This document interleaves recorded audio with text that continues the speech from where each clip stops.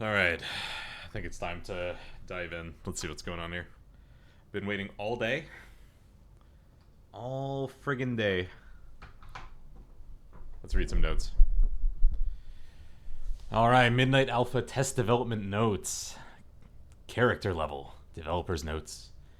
With each phase, we encourage players to make a new template character and avoid using their previous characters as they could potentially be in a broken state.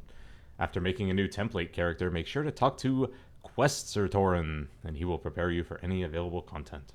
Of course, level 80 character template, maximum level 83. The first zone available is Eversong Woods. Very exciting. There's a level up campaign, local stories, the Arator campaign, and Argentina Visitor Quest 1, which is accessible after the completion of the Arator campaign. Very cool. Welcome home. When you log in, you'll be given a quest called A House for You, which will lead you to your faction's neighborhood, introduce the steward, and take you on a tour of the neighborhood, and ultimately direct you to buy your house. Please note, the house cost is not final, and assuming you use the template character, you'll have plenty of gold to afford it. Once you have a house, start building. You'll be able to find a variety of decorations on vendors, professions, and throughout the world, and use them to make your house a home. Lay out your rooms and expand into a spooky basement or lofty attic. Explore the neighborhood and see what's hidden around the corner, or say hi to your neighbors. Please leave any feedback on the feature in the housing feedback thread. Of course. Okay. What to expect going forward. During alpha and beta, we'll be adding a ton more content and functionality to housing, including moving your house will become possible. Please be especially careful of your choice since it is not possible to change right now. Exterior decoration, being able to place decor outside, and exterior customization, being able to change the outside appearance of your house, will both be enabled. Very exciting. House exteriors will also be able to upgrade their visual size. Charter neighborhoods will be enabled, allowing arbitrary groups of players to have a private neighborhood. In the meantime, guilds can create their own neighborhoods to test. Very cool. Endeavors will be turned on. Social visiting will be enabled. Lumber is very much a work in progress, and we'll be getting a lot of updates, polish, and balancing. And we'll be adding tons of new decorations, profession recipes, neighborhood activities, and more content. Okay, so my understanding is this whole piece is going to be coming in December, but it's also part of the Midnight Alpha right now since it's not live. And then some known issues here. Walking towards another player's doorstep can sometimes cause a crash. Okay. Probably not going to bother reading these, but I think that's fine. All good. All right, Dungeons and Raid. We have the Windrunner Spire, Murder Row, March on Keldanas, Beleren, Child of Alar. Oh, gotcha. I guess this is one boss. Maybe two? Maybe one. One boss. Alright, Delves. Collegiate Calamity, Parhelion Plaza, The Darkway, and Valera. Stat Squish. Alright, we got a Stat Squish, obviously. What else is new? For players logging into the public alpha, the new player templates will reflect the player power from 80 to 90. Okay. Item previews will show pre-squished item levels, but that's just a display issue. Alright, makes sense. Cool. We welcome your feedback. Yeah. Okay. Common approachability. Okay. So this I've seen or heard a little bit about, but I haven't actually read this. Let's see what's going on here. With Midnight, we aim to make gameplay clearer and easier to understand, so the path to improvement is more apparent for players at every skill level, while maintaining the depth of mastery that WoW offers. We are updating every class specialization with an eye towards approachability, by reducing complexity and making gameplay more intuitive. We are beginning by focusing on what makes each specialization unique and designing gameplay that matches their theme, so your character's personality and style are reflected in how you play. Our goal is for the most appealing, visible elements of your spec to be what matter most in gameplay. That often means managing resources, tracking a few key buffs and debuffs, using ability charges strategically, and responding to important triggered effects, also known as procs. Alright, I think I want to reread that, just to get a sense. I think we're on the same page, Blizzard. I think we agree. I think the bottom line from my standpoint is, my biggest gripe with most specs in the past, I shouldn't say biggest, but a big gripe I've had with specs in the past is that the big impactful abilities are not always the most visually interesting, and that leads to a very unsatisfying experience. but also obviously there's a big complexity issue with a lot of specs. And the opposite for other specs, frankly. So let's see. So we're updating every spec with an eye towards approachability. Reduce complexity, more intuitive. Great. What makes each spec unique? Great. What matches their theme? Great. Your character's personality and style are reflected in how you play? Sure. Most appealing visible elements are what matter most? Yes. Great. Managing resources, tracking a few key buffs and debuffs, using ability charges strategically, responding to procs. Okay, that's how DPS works generally. Perfect. We want to ensure that players have all the necessary information to play a spec with clearly visible prompts and indicators in the user interface. This can include changing the design of complex abilities or reducing the number of buffs or debuffs that can be active, so it's easier to pick out the most essential information on enemy nameplates or in the cooldown manager. Yes, understood. Great. We are also reviewing the amount of concentration or cognitive load required to play each spec. Cognitive load encompasses tasks such as keeping track of active auras, parsing conditions to choose the most effective ability in a given moment, or remembering long sequences of abilities.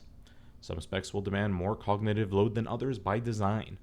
Keeping track of damage over time effects requires concentration, but it's also a big part of the appeal of specs like Affliction, Feral, and Assassination. However, we are reviewing all specs for areas where concentration demands are excessive, unclear, or don't serve enjoyable gameplay. Yeah, so this is going to be tricky for them to nail perfectly. For example, Feral players generally play Feral because they really, really enjoy how ridiculous it is to track all this stuff.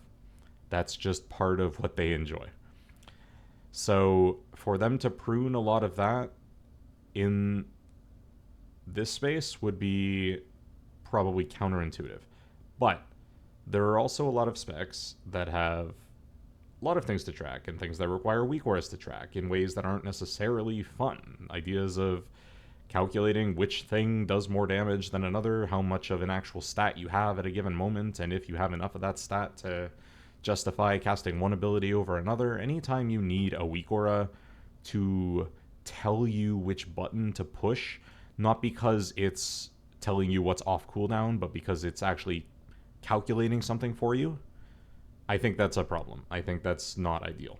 So, assuming that the goal is to mainly address that, I think they're moving in the right direction. We'll see what that looks like. Ultimately, our goal is that once every spec has all of its new class talent points, hero talents, and apex talents, it has what we feel is a manageable, fun, and appropriately challenging level of complexity. All right.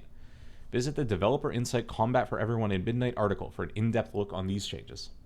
Okay, I think we'll do that. All right, what's next? Diminishing returns. We are making changes to how diminishing returns work in World of Warcraft. Diminishing returns refers to the system that reduces the duration of crowd control effects if they're used repeatedly against the same target. Okay, so we're talking about CCDR. Okay. In order to make crowd control less frustrating in PvP, players will now become immune after 2 applications of crowd control in the same category. After being stunned twice, you're now immune. We felt that very low duration crowd controls were making it hard to cast spells and generally felt excessive. For PvE, we are removing the immunity after 3 stuns.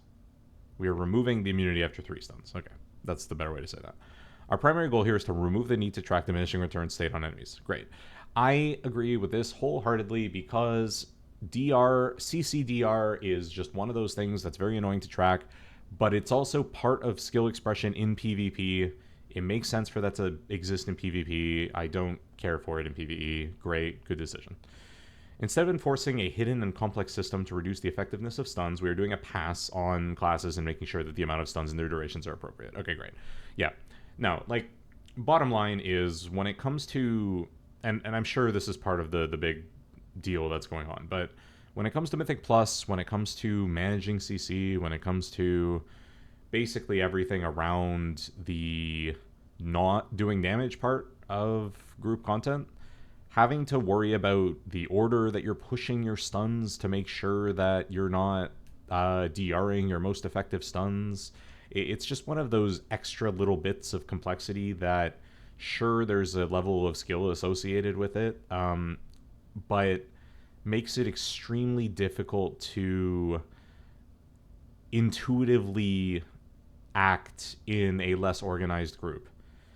So there's a balance, right? Having a very rehearsed and clearly understood order of doing things is something where prepared groups can really express skill, and makes it a huge pain in the ass for any group that is trying to pug, is less organized, isn't in comms, is just playing casually, all of these things, right? So that makes an enormous amount of sense. Great. Can't wait to see it. Diminishing return categories will reset after 16 seconds. Was 18? Sure. Creatures will no longer be immune to stun effects after 3 applications. That's what they said. Great. And then PvP. Yeah, okay. So this is just repeating this. Fine. All right. Classes. The global interrupt duration has been increased. Okay. Very interesting. So they're increasing... All right. So basically turning everything into a little bit more of a silence than it is currently. Sure, all right. We would like players to have more effective tools against caster enemies, particularly in dungeons. Okay. I have thoughts on how caster mobs work in dungeons. I have thoughts on interrupts. I have thoughts on being able to stack interrupts. I have thoughts on needing to track interrupts in keys. I have a lot of thoughts. But obviously this change is good in terms of improving on that and making this more accessible and easier. So I'm not going to read out all these durations, but it sounds like basically everything was increased by 2 seconds. It looks like. Where's Priest for Silence? Silence duration was increased to 5 seconds from 4, and then Interrupt was also increased to 5 seconds in non-PvP was 3. Okay, yeah. So Silence usually has a little bit of a different... It usually needs extra text because of how it works, but that's fine. These things lock out of the specific school of casting, and sort of keeps them from casting for a while. Silence prevents all casting. It doesn't always matter, but it can, certainly. Okay, Wind Shear. Yeah, so what's kind of interesting is really some of these, like, very short duration kicks going up by 2 seconds is going to be just disproportionately better, which it's not a problem. It's just noteworthy that, like, you know, basically now Shaman Kick is going to be as good as most other kicks are now. And then Solar Beam is going to last for an entire 7 seconds, which is pretty sick. So anyway, all right, good change. Next. Okay, so now we're into class changes. And I don't actually play most of these, but I'm definitely going to skim them, and we'll see what's going on. Evoker's pretty soon, so let's see what's happening. So for Death Knight, Death Strike heal reduced. Okay.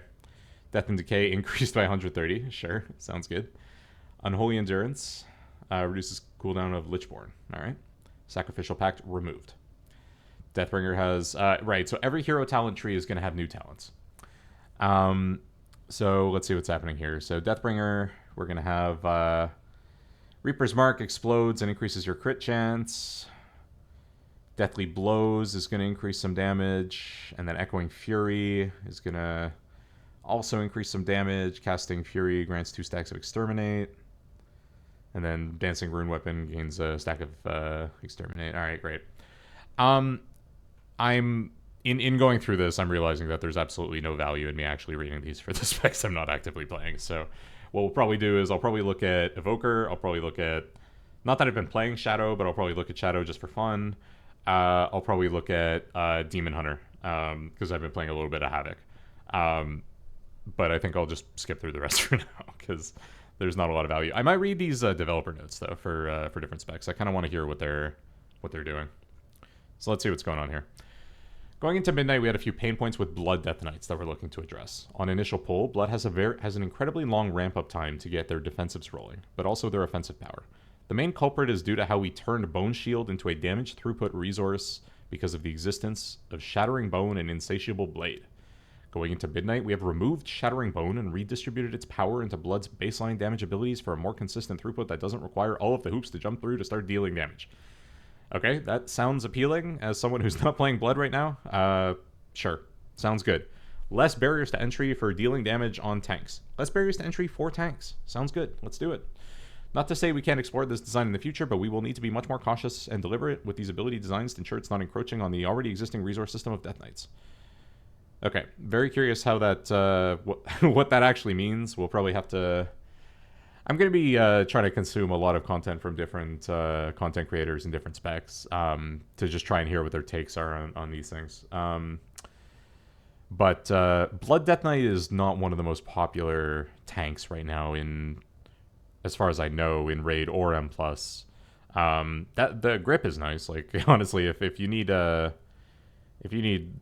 shore up some grips in Raid, you don't have enough Frost Death Knights, then running Blood is not bad, certainly, but not exactly meta right now. So I think for a couple reasons, but yeah, let's see what they're saying something here about high-end Mythic plus keys as well. So Blood historically, outside of the very strong Sepulchre of the first one's tier set, oh man, callback, has been great at low to mid-level keys, but has started to fall off at higher-end keys, where their Deathstrike healing can't overcome the damage that they start to take. Okay, so we're talking about sort of the traditional Blood discussion point of, hey, I don't have that much mitigation, but I have a lot of self-healing.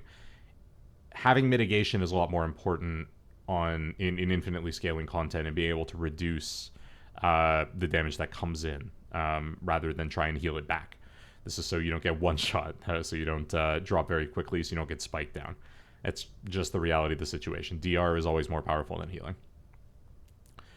To alleviate some of this, we've made a pass on Deathstrike, all its modifiers to reduce its overall healing. At the same time, we've redistributed that power into their baseline defensive talents and Bone Shield. Goal is to make their damage intake a little more predictable at higher keys and prevent them from falling over before they can start to get their other defensives rolling. Great. We love that Blood has carved a niche for itself as the self-sufficient tank. We don't want that to change. We look forward to hearing your feedback. Yeah, so, I mean, that's the bottom line. Like, you can still have the flavor of a tank that generally heals themselves and doesn't need a lot of extra healing from the healer. I think that's still important. That's still part of the identity. That's still something that you can lean into. I think that's fine. But there's clearly something to be said about making sure that said tank is still able to keep itself alive compared to other tanks in scaling content. And I don't think it's necessarily a problem to be able to mitigate damage to a similar degree. So anyway, that makes a tremendous amount of sense. Let's keep scrolling. Let's see what's going on here. Got some Apex talents. We got some new talents. We're talking about Deathstrike. Very good. Alrighty. Let's take a sip of water, and then we'll see what they're doing with Frost.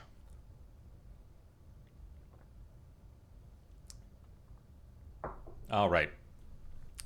In Midnight, we're looking to iterate on the Ghosts of Koresh Frost Death Knight rework, which I heard people enjoy a lot. Mostly because Frost Death Knight is very strong right now. But also the damage profile works well, so it's just very good.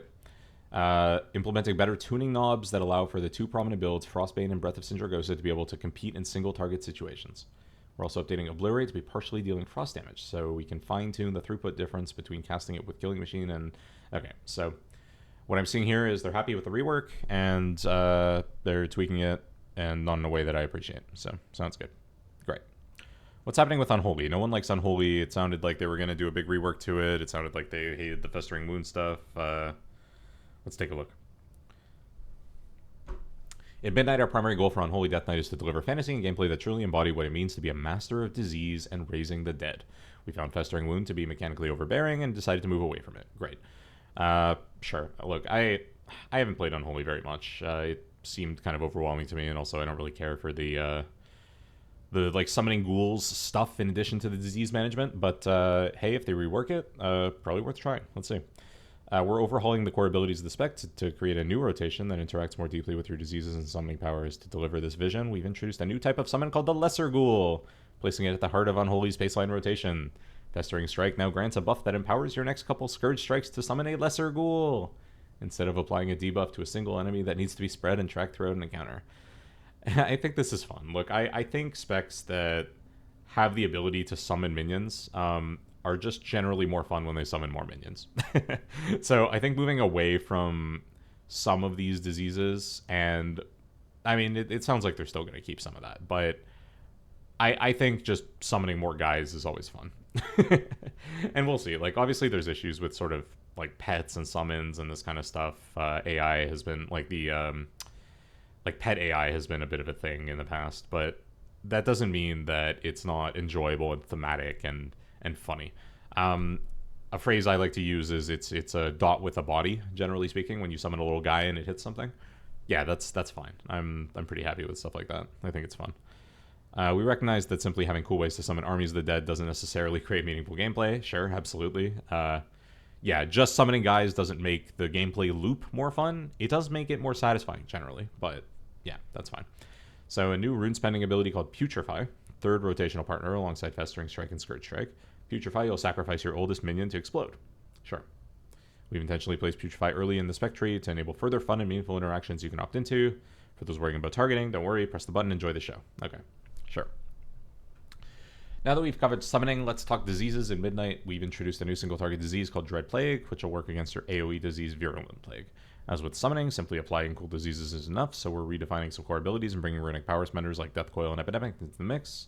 Scourge Strike will now cause your diseases to inflict an additional tick of their periodic damage as a percentage of their effectiveness, at a percentage of their effectiveness, while your runic power spenders will extend their durations. Okay.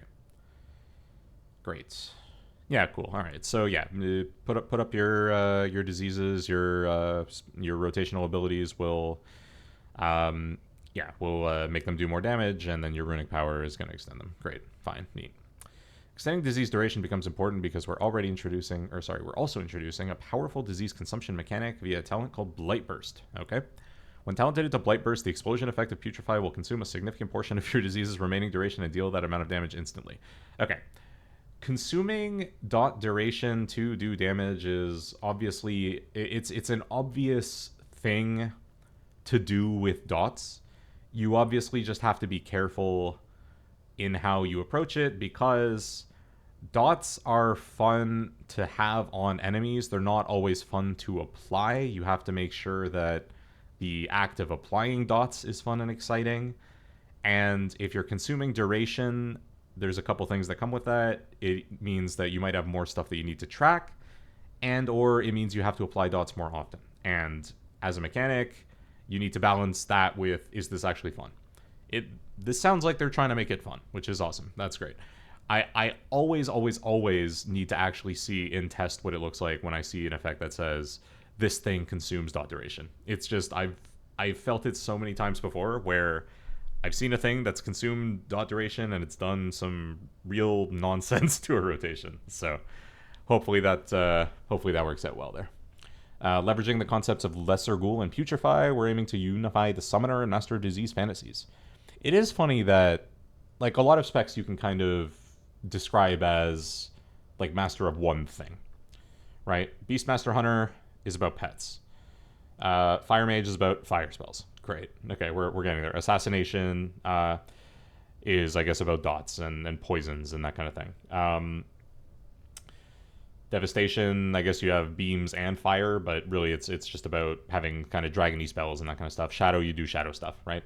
I guess that's not very specific, but whatever. The fact that Unholy has the disease dot fantasy and the pet fantasy is kind of interesting, and it's funny that those two are like that. They're really like holding on to that identity. I think that's interesting. That's interesting in a patch and an expansion where it seems like they're trying to prune a lot and really focus on the essentials. It's interesting to see that they're like holding on to everything here. So very cool. Again, as someone who does not play Unholy and has not in a long time, might be neat to try. Might need to bust out the DK. All right, Demon Hunter. Full disclosure with Demon Hunter. I have a Demon Hunter alt that I'm playing a lot. I'm doing all my weekly keys on it. I've been playing Havoc. I also tanked my first key last week. It was a 10. It went well. We timed it. It was funny. I have been trying to learn Demon Hunter a little bit more so that I have a little bit of an understanding of what's going on for Devourer. That said, I still don't really know what's going on with this spec. I barely know the names of the spells and the class talents. I'm going to need to spend a lot more time with this and actually read. That said, I am very, very eager to see what's going on with Havoc. I have a passing interest in what's going on with Vengeance. And oh my god, do I want to see Devourer in action. So We'll go through these notes. We'll go through some of the other Wowhead posts. And then if I have time before I have to go to bed, I might pull up some videos about Devourer. I know Jedith put out some stuff. Actually, I'm sure like 100 different YouTube channels put up some stuff, but I kind of want to see what Jedith had to say about about the Devourer Demon Hunter. Especially just because yeah, he's he's a funny guy, and then had some he had some thoughts on augmentation back in the Dragonflame beta and all this stuff. Or sorry, well, Evoker and then augmentation when augmentation was coming out, etc. It was just very funny. So I kind of want to check that out. I'm kind of curious. All right, let's see what's going on here. Fellblade now generates 15 instead of 40. Okay. Sigil of Flame moved to Vengeance only. Okay, so are we getting rid of sigils for Havoc, basically? Well, I guess Devourer as well. We're just getting rid of sigils. Okay. Sigils are funny, and this goes for sort of everything. I think ground targeted AoE in general is probably one of the weaker sort of elements of a lot of gameplay rotations. I think it's very thematic to have AoE that covers an area. I think that, like, obviously, like, it's definitional, right?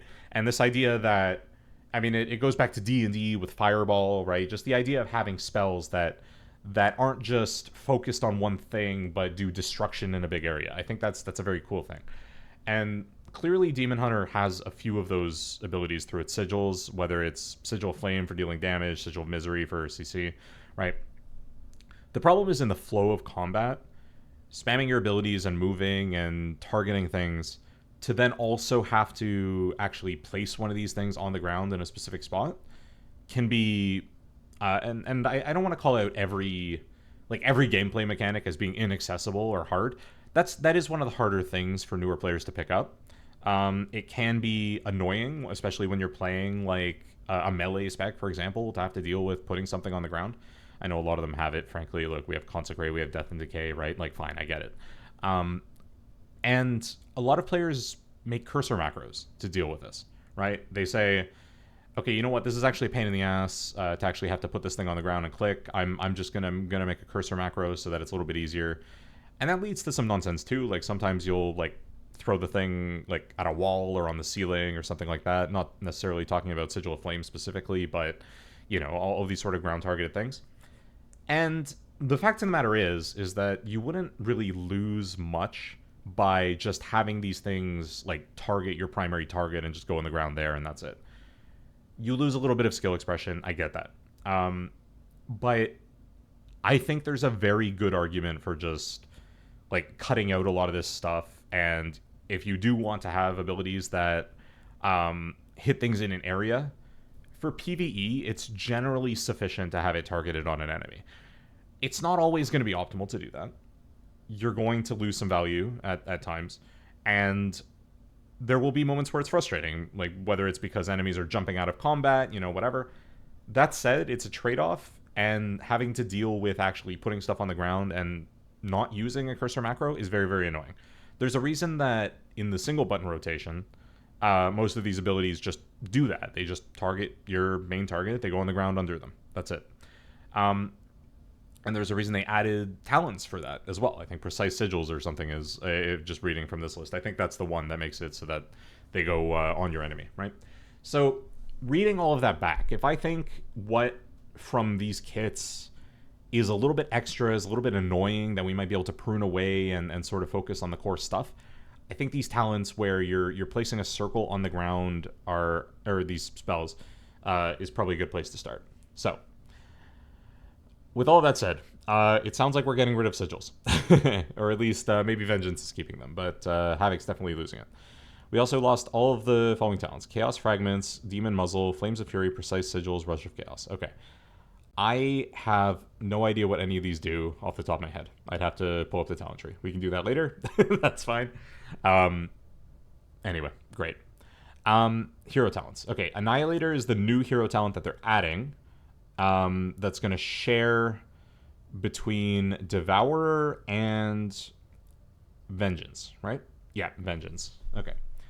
An Annihilator draws upon the most fundamental forces of reality to erase from existence any enemies who would threaten the same. While their methods are often questioned, they are always needed when the fight arrives. Devourer and Vengeance can activate the Annihilator hero talent tree. Great. Fellscarred. Student of Suffering effect is now applied upon activating Eye Beam, was Sigil of Flame. Okay. Vengeance can't be Fellscarred anymore. Devourers are now Fellscarred. I thought they were changing it to just Scarred? Question mark. Did that not make it into the game? Since Devourer can't, or they don't do Fell? I don't know. Whatever. Doesn't matter. And then now Devourer's in the game. And there's a deep dive article. Okay, great. Again, I think we're probably just going to watch videos for that. Havoc. Midnight brings targeted changes to Havoc, focused in 2 key areas: reducing total button count of both offensive and defensive abilities, especially when they have overlapping identity or functional redundancy, and simplifying circumstances of conditional bonuses that warp ability usage in unintuitive ways, especially those that stem from overlapping buff windows. Many skills have been changed or removed, including talents with unclear or overly niche purpose. Large multiplicative skill bonuses have been changed or removed to make room for Havoc's natural gameplay to be fun and effective. What the hell does that mean? Okay.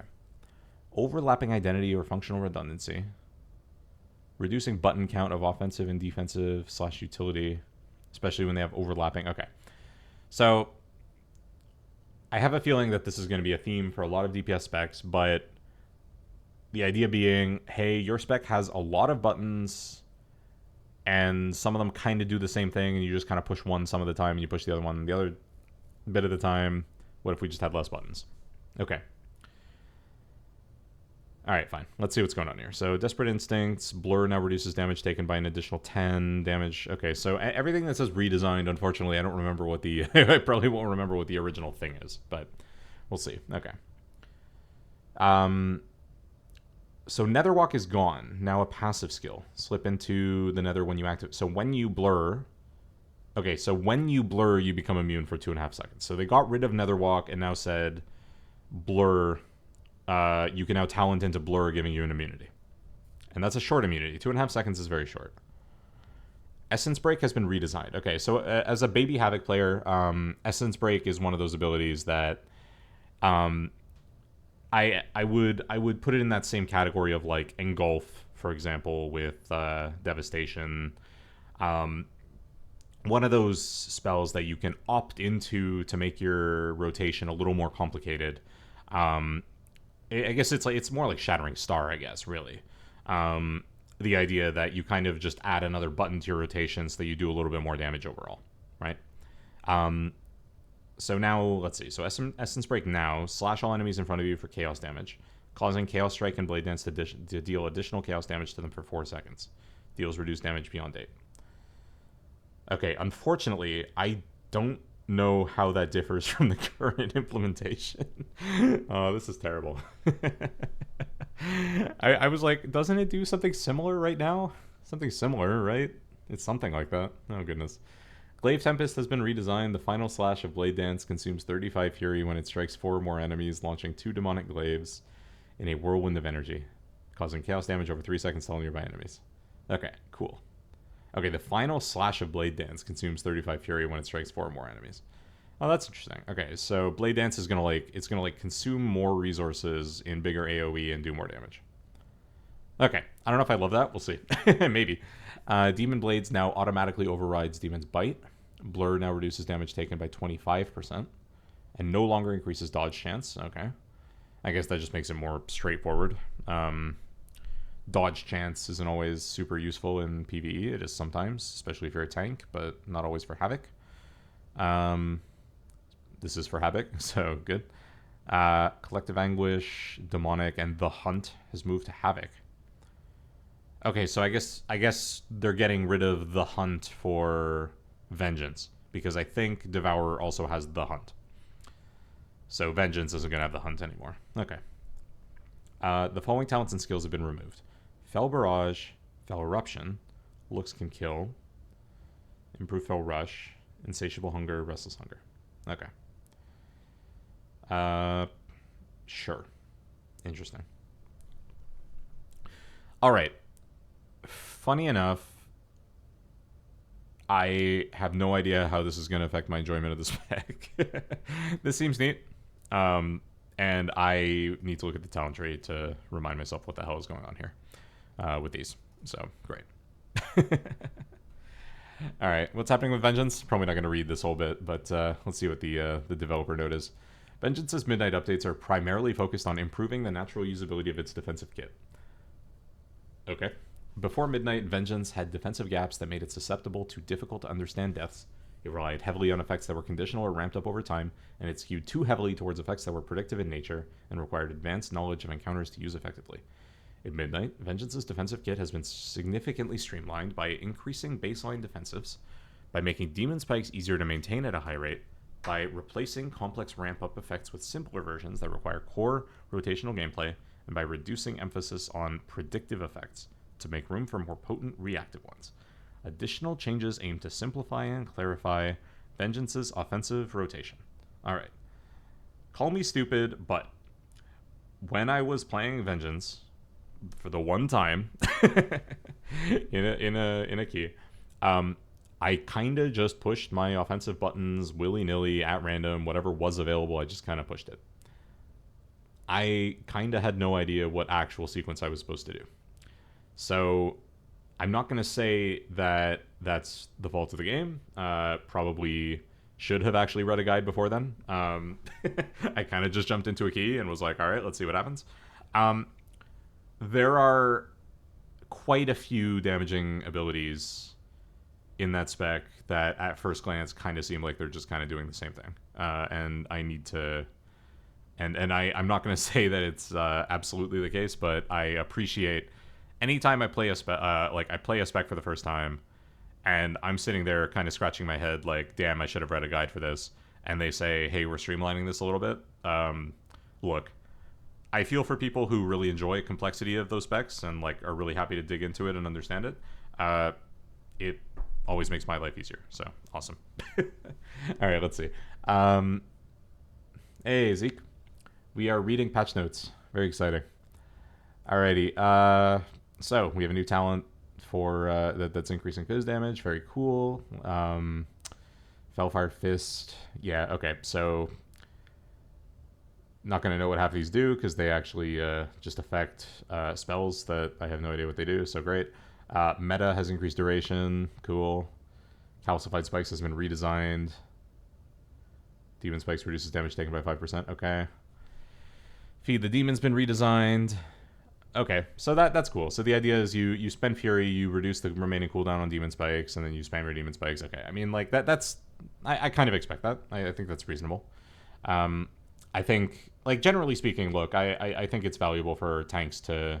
For any spec, but for tanks also, to want to be incentivized to continue to generate resources, spend them, and get rewarded with more fun buttons to press when you do. And Demon Spikes is very important for active MIT, for Venge, and so getting to push it more is good. Great. Nice. Revel in Pain. Very cool. You get a little bit of a shield. Very nice. You learn things at different levels. Great. They increase mastery. Great. Cool. Increased duration of Demon Spikes. Its cooldown is now hasted. Great. Feldev increased healing by 600%. Nice. So basically, you're gonna I-beam and heal a whole bunch. Very cool. What else is going on here? Fiery Brand. All right. Shear. Fracture. Okay, so Shear no longer automatically overrides Demon's Bite, but Fracture now automatically overrides Demon's Bite. So you're still gonna have Shear. I don't know what these do, man. I don't remember. Whatever. Meta cooldown reduced to 2 minutes and now causes Fracture to generate additional Fury, which is our spammable ability. That's our generator. Great. Sigil of Flame now generates 25 instead of 30. Fine. We have Soul Cleave. All enemies in an arc in front of you, so that'll help with threat. And then damage reduced beyond 5.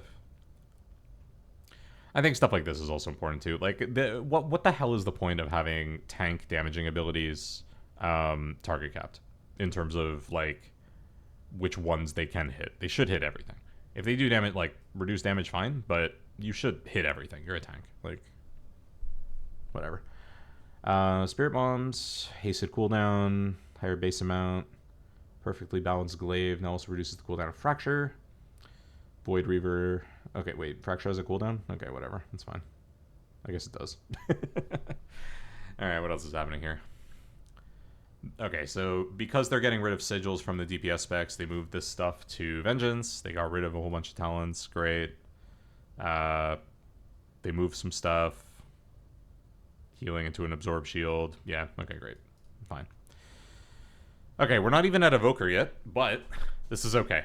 Because clearly I have opinions about Druid. I do not have opinions about Druid. But I will continue to skim any dev notes that I see, and certainly I'm going to see if I see any notes that jump out at me as being funny. So, let's see here. So you have a new talent that makes Mark of the Wild more effective on yourself. Okay, great. Okay, sure, fine. Heart of the Wild's been redesigned. You perform a powerful off-roll ability depending on your current form. Okay, so instead of this makes your off abilities stronger, I think is how it currently works. Now it, like, you push it and it does something. And so, okay. I see this and I'm sitting here like, when are you ever going to do anything else with this? Other than just use it as like a huge defensive. Cat form. Unleash an empowered feral frenzy on the enemy target. Also, does this still have a 5-minute cooldown? Or what the hell's the cooldown on heart? I don't know, whatever. An empowered feral frenzy on your enemy target, dealing physical damage and additional bleed damage over 6 seconds, awards 5 combo points. Okay, I guess if you're playing healer and you don't actually need a defensive cooldown and you want to just do more damage, you can do that. Call down waves of empowered falling stars on enemies within 40 yards. Okay, so you get like a starfall, basically. Okay.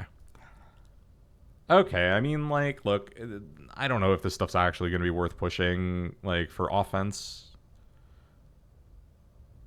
I don't know what I'm saying. Obviously, when you can get away with doing more damage, you're going to do more damage. I think my point is more like, if you're talenting for damage, well, then even then, it's in the class tree. So, yeah, okay.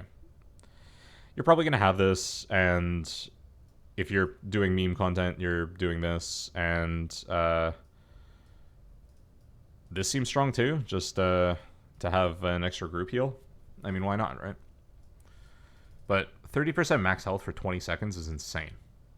Like, tell me that's not crazy. Tell me this isn't, like, fucking crazy to have in, like, in raid as another defensive. That seems wild. So, I don't know. Alright. Forest Walk now has 2 ranks, increases your movement speed and healing. Alright, fine. I don't know what any of this stuff does. Cool. Skull Bash no longer available to Restoration Druids. So, do they have a kick? Did they lose their kick? Does Resto still have a kick? They don't get Solar Beam, right? Does Resto just no longer have a kick? If I scroll to the Resto section, do I get a... Is it going to tell me? Maybe. Let's find out. Innervate's now capstone in the class tree. Okay, sure.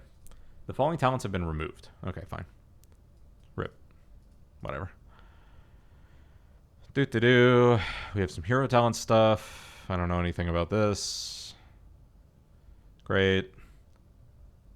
Keeper, fine. Balance. All right, let's see what they're saying about Balance Druid. Design of how you enter and maintain Eclipse is changing. We'd like to introduce some more gameplay. Okay. In theory, I could really enjoy playing Balance Druid. I think it has some neat ideas. The gameplay loop has not excited me in a long time. I have not found it very interesting. So, let us see what's going on here. We'd like to, okay, Eclipse before midnight is so important that you immediately drop everything to refresh it when it ends. There's no strategy or timing. It can be a struggle during phases with high movement. In midnight, Lunar Eclipse and Solar Eclipse are an active ability that instantly enters Eclipse for 15 seconds, has a 30-second cooldown, and can be talented to have 2 charges. The goal is for Balance to prepare for each Eclipse by choosing the perfect moment to activate it. And choose. Depending on talents and the pacing of a fight or dungeon, you might have an Eclipse up 60 to 80% of the time. You will want to spend your time in Eclipse, spending Astral Power, and dealing damage, and your time out of Eclipse, building resources or refreshing dots to prepare for your next Eclipse. Balance's mastery has been changed so that Sunfire and Moonfire no longer increase damage targets take, and Waning Twilight has been removed. This allows Balance to start dealing damage faster and improve its strength in split cleave fights. Moonfire and Sunfire's damage will be tuned to keep them as strong, efficient damage dealing spells, but the damage of the other spells will be less conditional. Okay, did this just say what Balance's new mastery is going to be? Or did they just get rid of the part where Sunfire and Moonfire increase damage? Whatever. This sort of gameplay where you have minor cooldowns with charges that you can kind of bank is very, very nice in just about every content to give you flexibility to have some downtime and not really lose much damage. As long as you are able to commit to damage during your mini cooldown windows, which are your eclipses here, as long as you're kind of generating resources during downtime, you can do jobs, you can dodge things, you can do CC, you can kick things, you can move, you can LOS, and still commit to your windows. That is very, very strong to be able to do that. So anytime that that's the design direction, I would be optimistic for the sort of baseline ability for people to deal damage with the spec. I think that's something people should be excited about, especially if they're like, you know, new to the spec or new to the game or that kind of thing. I'm probably not going to read most of this. Let's see. Yeah, this is fine because you're going to push Eclipse and then go into Eclipse. Okay, so let's just see what Mastery is. Your nature spells deal increased damage. Your arcane spells deal increased damage. Okay, so you're... Alright, the problem is now it's just extremely boring, right? It's just your nature and arcane spells deal more damage. But whatever. I mean, fine. Fine.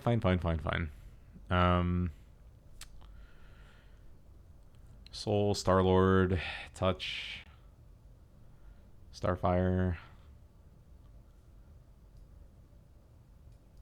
Okay, so they buffed this and then took out the talents. Eclipses no longer apply activation overlays to Wrath and Starfire. Like, are those the glows on the abilities? Is that what that means? Maybe. Okay, well that's neat. Probably worth checking out balance at some point. Feral Druid's changing to address some important mechanics that are based on information that's hidden to the player. Bleed, snapshotting, where the damage a bleed deals is increased for its entire duration, is now applied only by Tiger's Fury and Prowl. The icons of empowered bleeds change to show that they are strengthened. Blood Talents has been removed. These changes also aim to reduce complexity that could go into choosing the best builder to use in the moment, putting more of Feral's focus on maintaining bleeds and building and spending combo points. While some abilities like Brutal Slash and Adaptive Swarm have been removed, Feral has gained new tricks that will lean into their flavor as deadly hunting cats. Frantic Frenzy is a multi-target upgrade to Feral Frenzy, and Blood Spatter makes them even stronger, taking down a primary target while fighting many enemies. Feral Funnel? Question mark? Okay, so the bottom line here is Feral's gameplay of playing around snapshotting is inherently at odds with not needing weak auras and not needing sort of external tools to help you track what is good. So, if what they do is say, hey, we are going to take the things that make your bleeds better, empower them, make sure it's focused on a couple abilities, and make it very fucking clear when one of your bleeds is stronger, great. That's a good way to make it very clear to the user, hey, you are currently casting a good bleed and not a bad bleed. Is that still a bit simplified from how it is now? Absolutely. Is it necessary in a world where you're taking away weak auras and taking away add-ons and trying to keep things sort of focused in terms of here are your abilities, here are your ability icons, here are your cooldowns, here are your buffs? I think so. I think that's the right...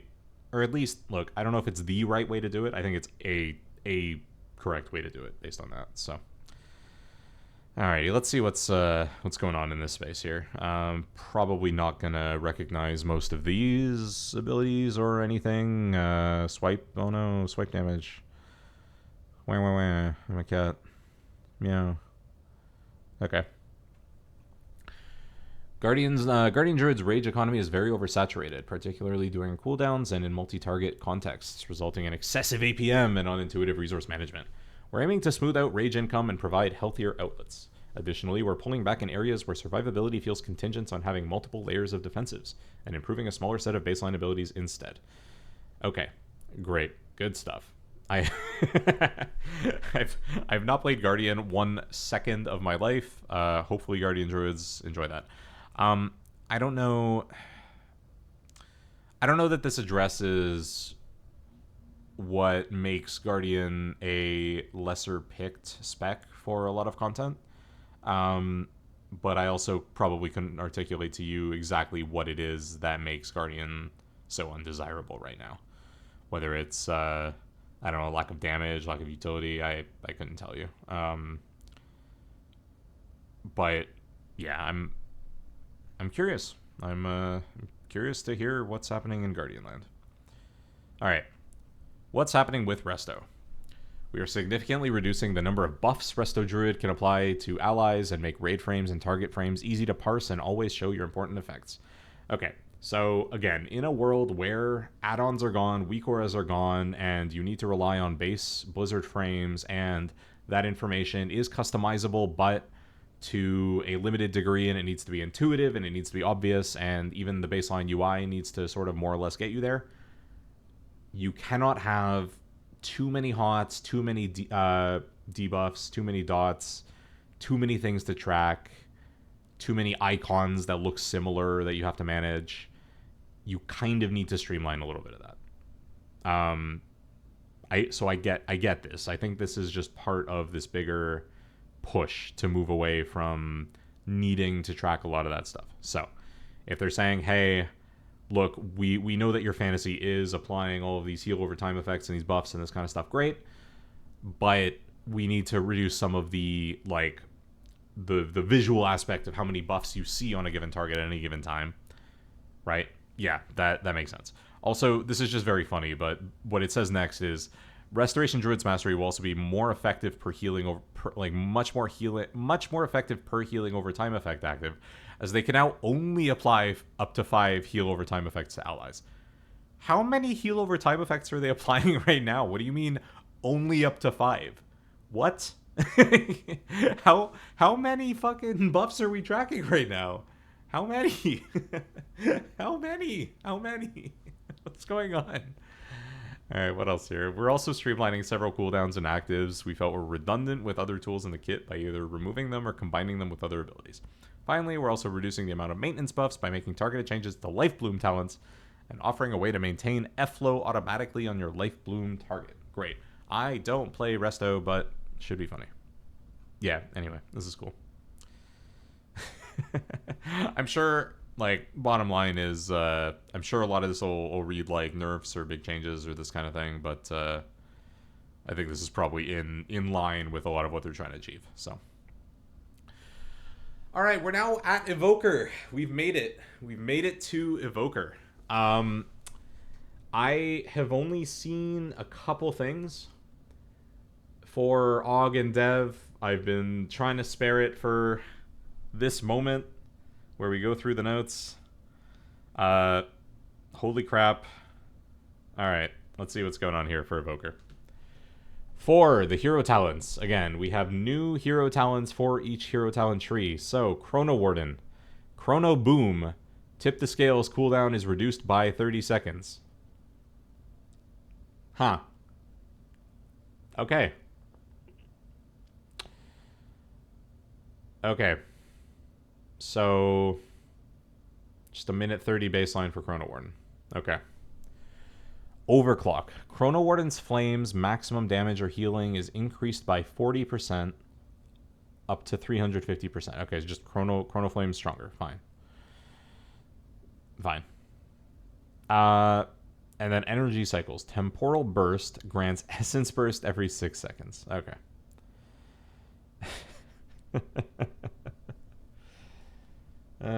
Sure. All right. Okay. Golden Opportunity has been redesigned. No. Wait. Oh. Okay. I was gonna say. Now increases the effectiveness of Echo by 10% or the duration of Prescience by 15%. Duration of Prescience by only 15%. Okay. Before it was 50%, but it was random. Like sometimes. Sometimes increases the duration of Prescience. So now it always increases it by 15%. Okay, so they got rid of the gamble. Okay.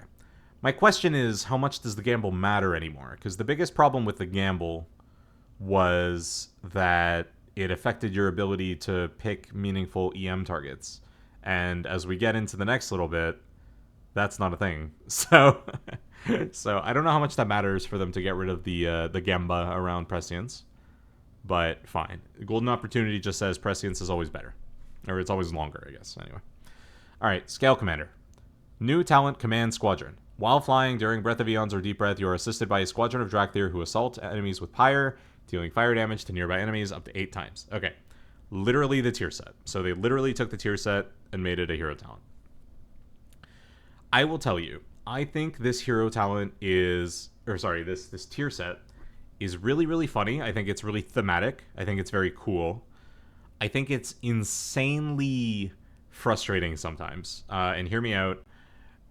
You have to be at a very specific range from the enemy, generally speaking, for them to start pyring basically as soon as you take off.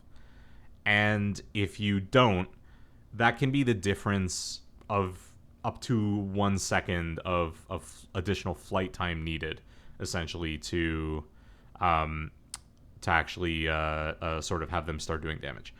Why does this matter? Well, if you're on a boss and you're pulling a boss in raid and you want to start off with a Breath of Eons, and you're not sitting right beside the boss because you're either trying to stack for Ebb and Might, which again, is technically not a thing anymore, so fair enough.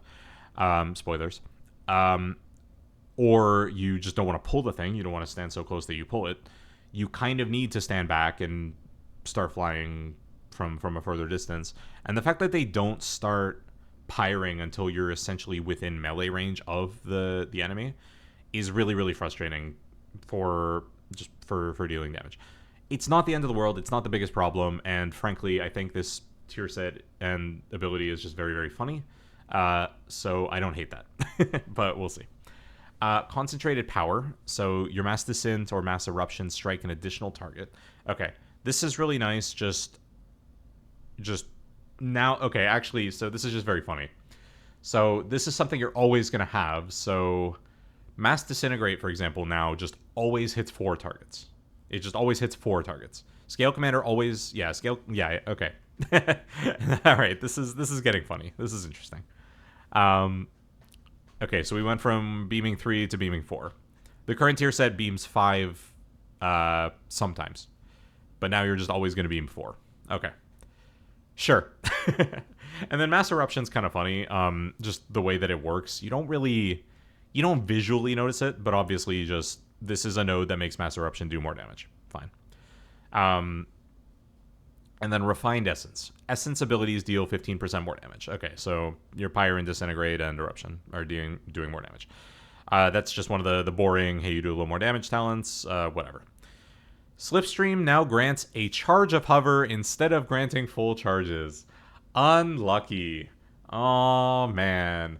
Well, we made it this far. We made it the entire expansion with Slipstream being cool as hell and overpowered, and now it's getting nerfed. Unlucky. Too bad. This was probably warranted. The amount of additional hover that Scale Commander got with Slipstream, and especially Devastation, since you had just way more deep breaths than Og, generally speaking, meant you could get some ridiculous hover uptime, especially earlier in this expansion when you just were able to stack up a lot of duration from. I guess it was bugged, but you were able to stack up a lot of duration from time spirals and this kind of stuff. So, anyway, that's the first nerf for Evoker. The first nerf, Slipstream, now only granting 1 charge. All right, let's see what's going on here. Devastation, big change. Disintegrate's icon now changes while Mass Disintegrate is active. Whoa, huge. That's good. In the same way that I mentioned before, where like for Feral, what they're doing, that they're making the icon change when your bleed is good. This is just basically so you don't have to watch your buffs. you can also look at your spells and know that you have a Mass Disintegrate.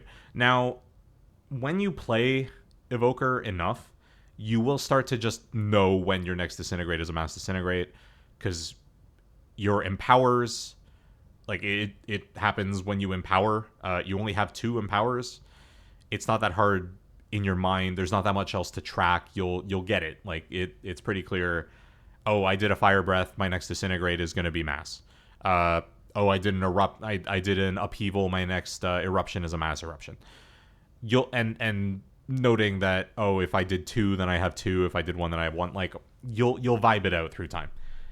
When you're fresh to the spec, being able to just see it, and I hope, well, does Mass Eruption even have an icon that's different? Maybe they made one. Anyway, I'm hoping that when we scroll down to, well, I guess it would be here if there was one. Okay, so I guess my point is, it would be good to also see that technically for AUG. Now, it doesn't really matter as much for AUG. For Dev, you do want to know that you have a Mass Disintegrate in the pipe. Mostly, if anything, just to make sure that you're kind of positioned properly so that it hits what you want to hit. Mass Eruption, you don't really have that situation to deal with. You kind of still just cast it on your primary target, and it'll deal damage around your primary target, and that's that. So, anyway. All right. What's happening with Flame Shaper? Flame Shaper is arguably, right now, maybe has some of the most, I don't want to call it especially polarizing, but there are aspects that people like, there are aspects that people don't like, there are aspects that add buttons, it adds complexity, it has some of that weird dot eating stuff that I was talking about. They made some good changes in this last patch, I think, that really help. Let's see, so Fire Breath's cooldown is reduced by 5 seconds. Okay, just straight up, Fire Breath cooldown reduced. Okay.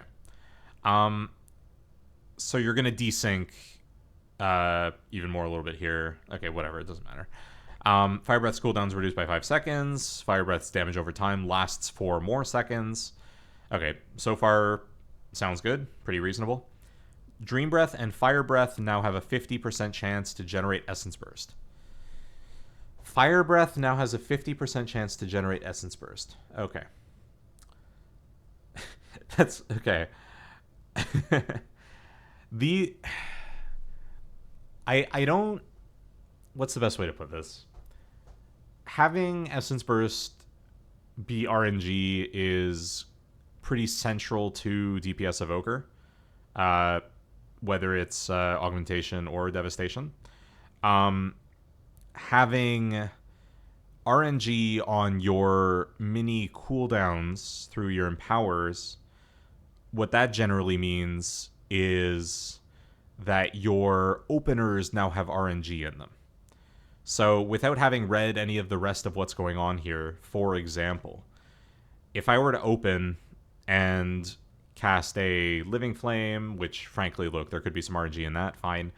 I cast Dragon Rage, I cast an Eternity Surge, and then I cast Fire Breath with Tip the Scales, let's say, which is like, you know, okay, in the current opener, you would also weave in some Living Flames there ahead of time for Essence Burst, but hear me out, assuming, like, let's pretend we don't need to do that.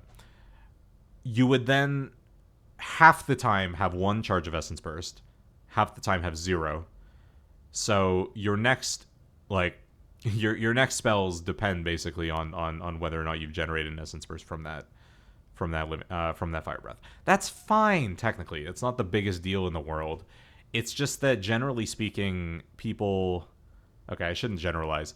I like it when my opener is fairly consistent, at least for, like, the first few globals, and then after that, if we're cruising, we're cruising.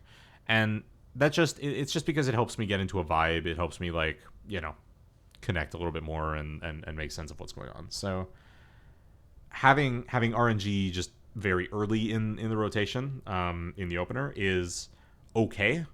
It's not the end of the world, but regardless, I think that's fine.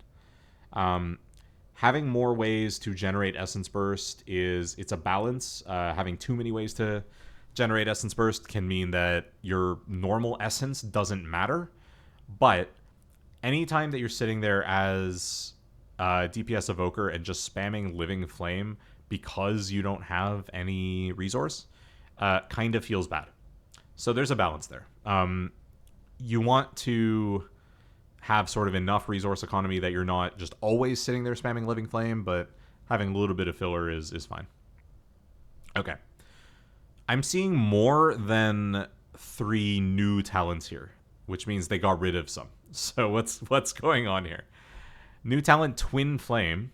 Consuming Essence Burst fires a Twin Flame, healing or damaging your target for 390% spell power. Okay, so this is kind of just, yeah, Consuming Essence Burst does more damage to your main target with another projectile. Okay, fine. I mean, sure. It kind of seems similar to the tier set, except the tier set does AoE damage. This just does single target damage. Fine. Fire Torrent. Twin Flame bounces. Okay, so never mind. It actually also does AoE. Okay, so it's not going to deal AoE damage. It's going to bounce to 3 targets, but that's fine. So you have just another node in this tree that just makes it bounce. Okay, Burning Adrenaline has been redesigned. Fire Breath reaches its maximum power 20% faster. Okay. Okay. That's going to feel weird when Fire Breath empowers faster than Eternity Surge, but it's also thematic for Flame Shaper to care more about Fire Breath, first off. But also before, and I don't know how the talent tree has changed, but you very much would uprank Fire Breath to max in order to buff your damage, and you very much would not uprank Eternity Surge. So, sure. I mean, I think that's good. The following talents have been removed. Engulf. Oh. Okay. So they got rid of Engulf. Alright. So this changes everything. What the fuck is happening now? Okay, so we are still a Shaper of Flame, but we don't have Engulf. We have a Fire Breath that we cast more often. We cast it faster. We generate a little bit more Essence Burst. And our... what's it called? Our Essence abilities still... what's it called? Still deal additional damage in the form of a dot, technically, right? It's just that we don't have to set up dots for our engulfs anymore. That's probably going to... Well, I say probably. This absolutely nukes Flame Shaper's burst potential, as is. Engulf is sort of a critical spell for dealing burst damage, and while this... So Twin Flame clearly is going to make you deal more damage in Dragon Rage because you're consuming more Essence Burst on average. What the hell? Okay, that's gonna... Ugh, what's happening? Oh my god. Okay. No more Engulf. Fine. Flame Shaper is gonna play completely different now. Gotcha. Alright. I think if anything, it's worth noting that Flame Shaper... Like, it plays differently enough from Scale Commander now that it can feel a little daunting to move between the two if you're a little less experienced or a little less sure of what's going on. This probably... So obviously just getting rid of a button is helpful for that. But then also, like, Flame Shaper again had this gameplay of managing your dots, making sure you had dots up at the right times, and then bursting with Engulf, and it had a very different damage profile as well. So this will bring things back closer in line, certainly. You're going to have a much flatter damage profile now on Flame Shaper with this. It's going to be much closer to Scale Commander. I haven't seen anything in the hero talent tree for Scale Commander that helps its essence economy, so I'm a little concerned about that. I feel like that's probably something that'll come up in testing. When we look at Scale Commander and Flame Shaper, they have a similar damage profile overall, except Scale Commander has some buddies that come out when you Deep Breath, but has a way worse essence economy, and you're just sitting there spamming Living Flame a bunch more, right? Meanwhile, Flame Shaper plays almost the same, except you don't Deep Breath as much, and you generate Essence Burst a little more. Shrug. I don't know. I don't know if I love this. I don't hate what's going on here. I think Engulf was something that a lot of players might have felt overwhelmed by. They might have said, you know what, this is like, I find Devastation to be normally pretty simple, but this adds more complexity than I'm into. I'm just going to stick to Scale Commander. I didn't necessarily think that was a problem, but I can also see a world where those players will be happier with this direction for Flame Shaper. I've also gotten very used to Flame Shaper over the last couple of tiers. I've played it on most fights in both of the last raids, and it's very clear to me that I've come to enjoy it. I think the burst from Engulf has been very fun. It's been a very cool aspect of the spec. And I generally don't feel like there's a lot of downtime where I'm sitting there short on essence, not doing anything. So I don't know what to make of this from that standpoint. Blizzard Alpha when I need to test. Thank you. Okay, what's next here? New talent. Legacy of the Lifebinder. Fire Breath gains an additional charge. What? Okay, so... blah, blah, blah, blah, blah, blah. Okay, what's happening? Oh my god, oh god. Okay. Why is this under this section? So this is hero talents, right? Is this a new Scale Commander talent just for... Okay. Yes. All right. Holy crap. I didn't... I should have read to the end here, because obviously this matters as well. Okay.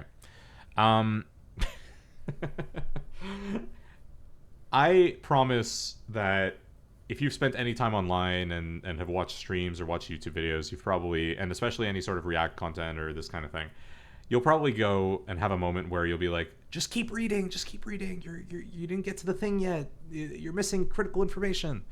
And yeah, I'm missing critical information.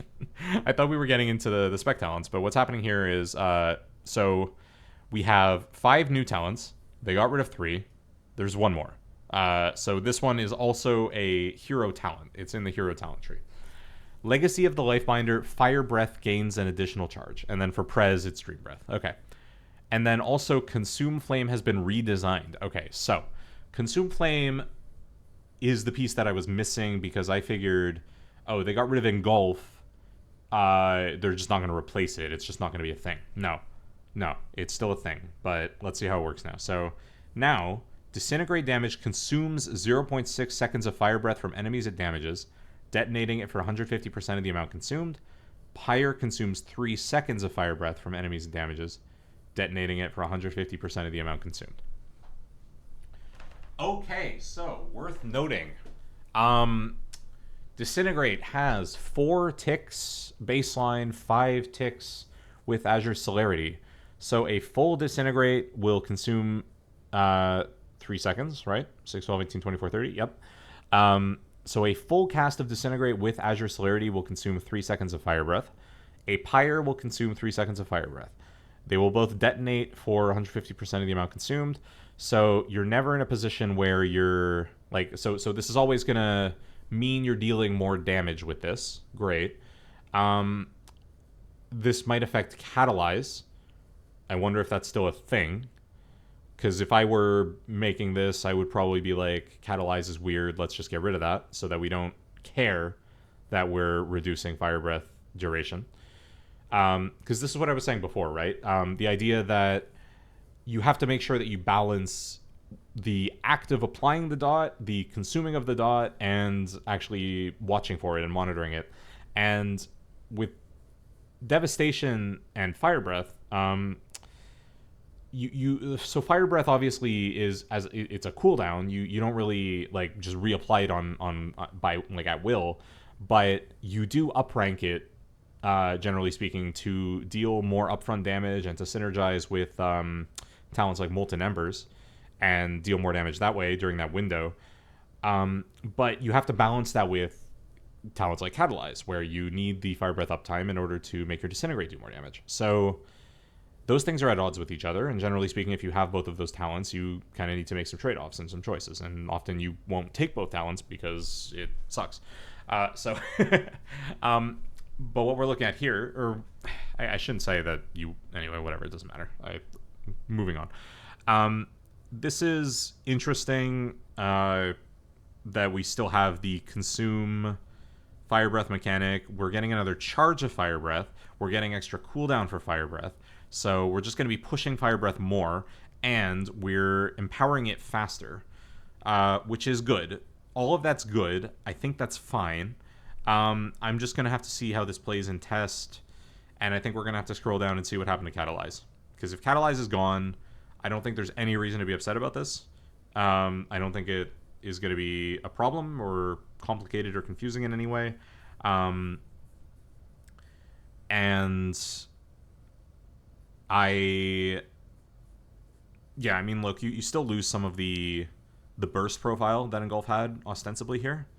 But probably not to a tremendous degree. It seems like you're still going to be dealing more damage in periods that you have access to your essence abilities more frequently, and I think that's fine. So, okay. Yeah, so overall, reasonable Rip Engulf. We'll have to see what that does to the damage profile. I expect it to be a little bit flatter, a little bit closer to how Scale Commander looks. Scale Commander does have this burst of damage around the 1 minute mark. We'll see what that... So it's kind of... Scale Commander is going to spike on a 1 minute sequence. Flame Shaper is still more on a 2 minute sequence, but Flame Shaper should be a little bit flatter as a result of this change. So anyway. Alright, great. Alright, what's happening with the class tree? Class tree. Unravel has been redesigned as a passive effect. Fire Breath consumes absorb shields from enemies, dealing additional Spellfrost damage to them. Okay. So now they said, look, Unravel, we had it in the talent tree, and there were shielded enemies, and for a while you guys were taking it, and then at some point you guys actually just stopped taking it, and you ignored it, and you just started hitting stuff, and instead of us trying to buff this thing, you know what? We're just going to make it so that you can still talent into that. You can still talent into doing more damage to absorb shields. But we're not going to make you... We're not going to give you an extra button that you have to push. So you're not going to have to decide if you want to push Unravel instead of something else. I think this is fine. It's interesting that it's on Fire Breath. And I'm not sure I understand exactly how this works. So Fire Breath consumes absorb shields from enemies, dealing additional Spellfrost damage to them. Does that mean every time Fire Breath ticks on a shielded enemy, it does more damage? That's what I assume. Probably. Okay. Azure Strike damage increased by 50%. LOL. Why? Like, why did we do that? Okay. I mean, I'll tell you, like, bottom line is, right now, for Flame Shaper, for Augmentation, and generally speaking, I mean, Scale Commander to a lesser degree, but technically, there's pretty much no reason to ever cast Azure Strike. In any content, in any form, in single target, in AoE, doesn't matter. Azure Strike is the button that you push when you have nothing else to push, and you have to move, and you have no hover, and you just need to push something. It doesn't matter if you talent into it for an additional target. It doesn't... Well, yeah, I mean, look, if you talent into this talent for Aug, it technically makes it a little better than not, but you'd rather just not talent into it. You'd rather target talent into people. So Azure Strike increased by 50%. Well, I guess we have to see if that makes it ever better. Like, I'd have to look at the spell power coefs again, and then with Devastation here. So with Flame Shaper, I don't see a huge reason to, because you don't care about your dot stacking anymore, right? So I guess you don't need Ruby Embers. So if you happen to cast the odd Azure Strike every once in a while, it's not the end of the world. Maybe you actually do want to cast Azure Strike in Dragon Rage now, which we used to. Maybe. I don't know. And then you might want to actually cast Azure Strike and AoE again if they increase the damage by 50%. Does Og want to do that with Pupil? Maybe not. Would Og now consider talenting into the blue talent that I forget its name that makes Azure Strike better? Yeah, maybe. That's possible. Would Chrono Warden? No. Chrono Warden has to keep Chrono Flame, so it would still keep casting Living Flame and it would take Pupil. But that's okay. I think having one of the hero talents still prefer to cast Living Flame because it has mechanics around it, I think that's fine. But the fact that you like it, I consider this a bit of a meme, but people were very serious about this. If you go into the Evoker Discord, you will unironically hear people give the advice, literally just take Azure Strike off your bars. I think that's ludicrous. I think that's a terrible idea. I think Azure Strike is something that you absolutely should have at the ready in case you need to just do something while you're moving and you don't have hover, God forbid. But I get where that sentiment comes from because obviously there's always something better to push. There's always something better. It's literally just there in case you have to push it, right? And I don't know that that's a healthy spot for an ability to be in if it's a core filler ability for the spec. When the spec first came out, when Devastation first came out, Azure Strike was absolutely something that you wanted to push in AoE because it was better than Living Flame in that situation.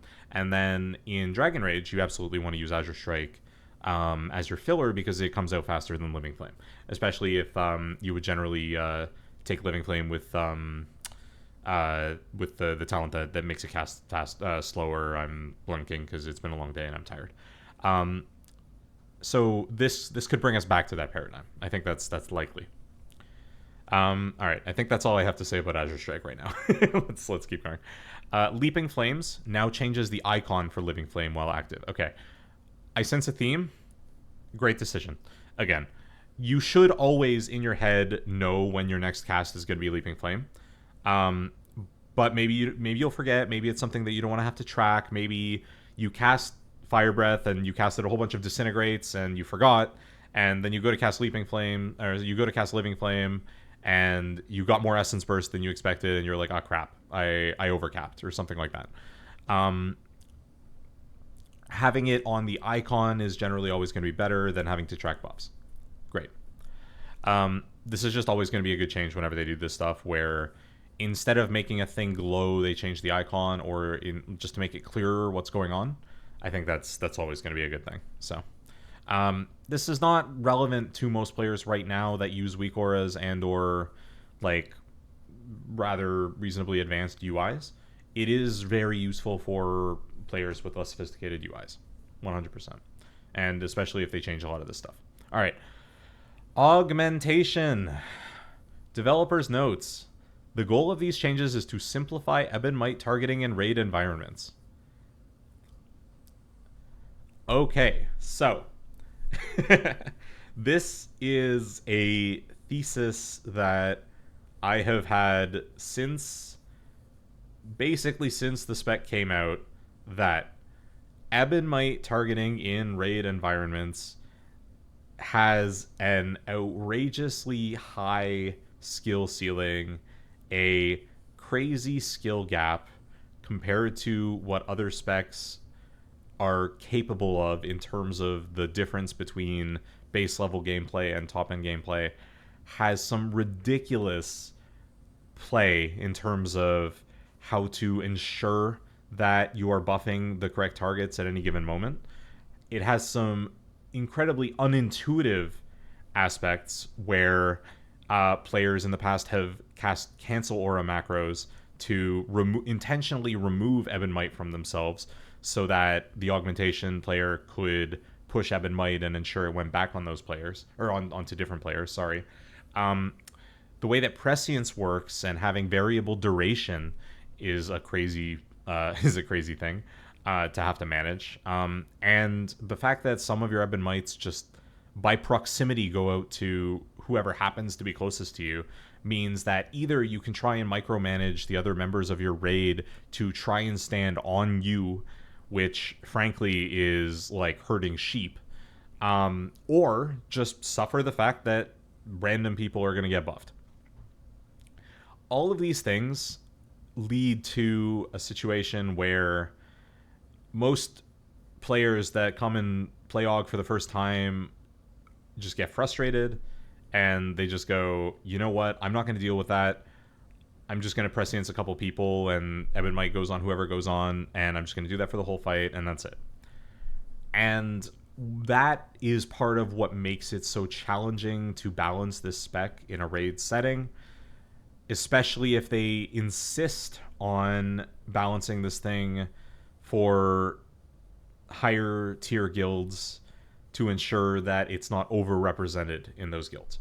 So this will not necessarily be the most popular thing, but it has been clear to me for a long time that for this spec to sit in a healthier place in raid, they need to address that skill gap, that sort of distance between base level gameplay and the highest level of gameplay. And you can still have skill expression, you can still have target selection on some of your abilities, but the way that it works with Ebonmite specifically right now is not great. There are a lot of different ways that you could address this, but the one thing that I have seen from these patch notes that I know that they have done is that Ebonmite is now applied to all damage dealing allies within 100 yards.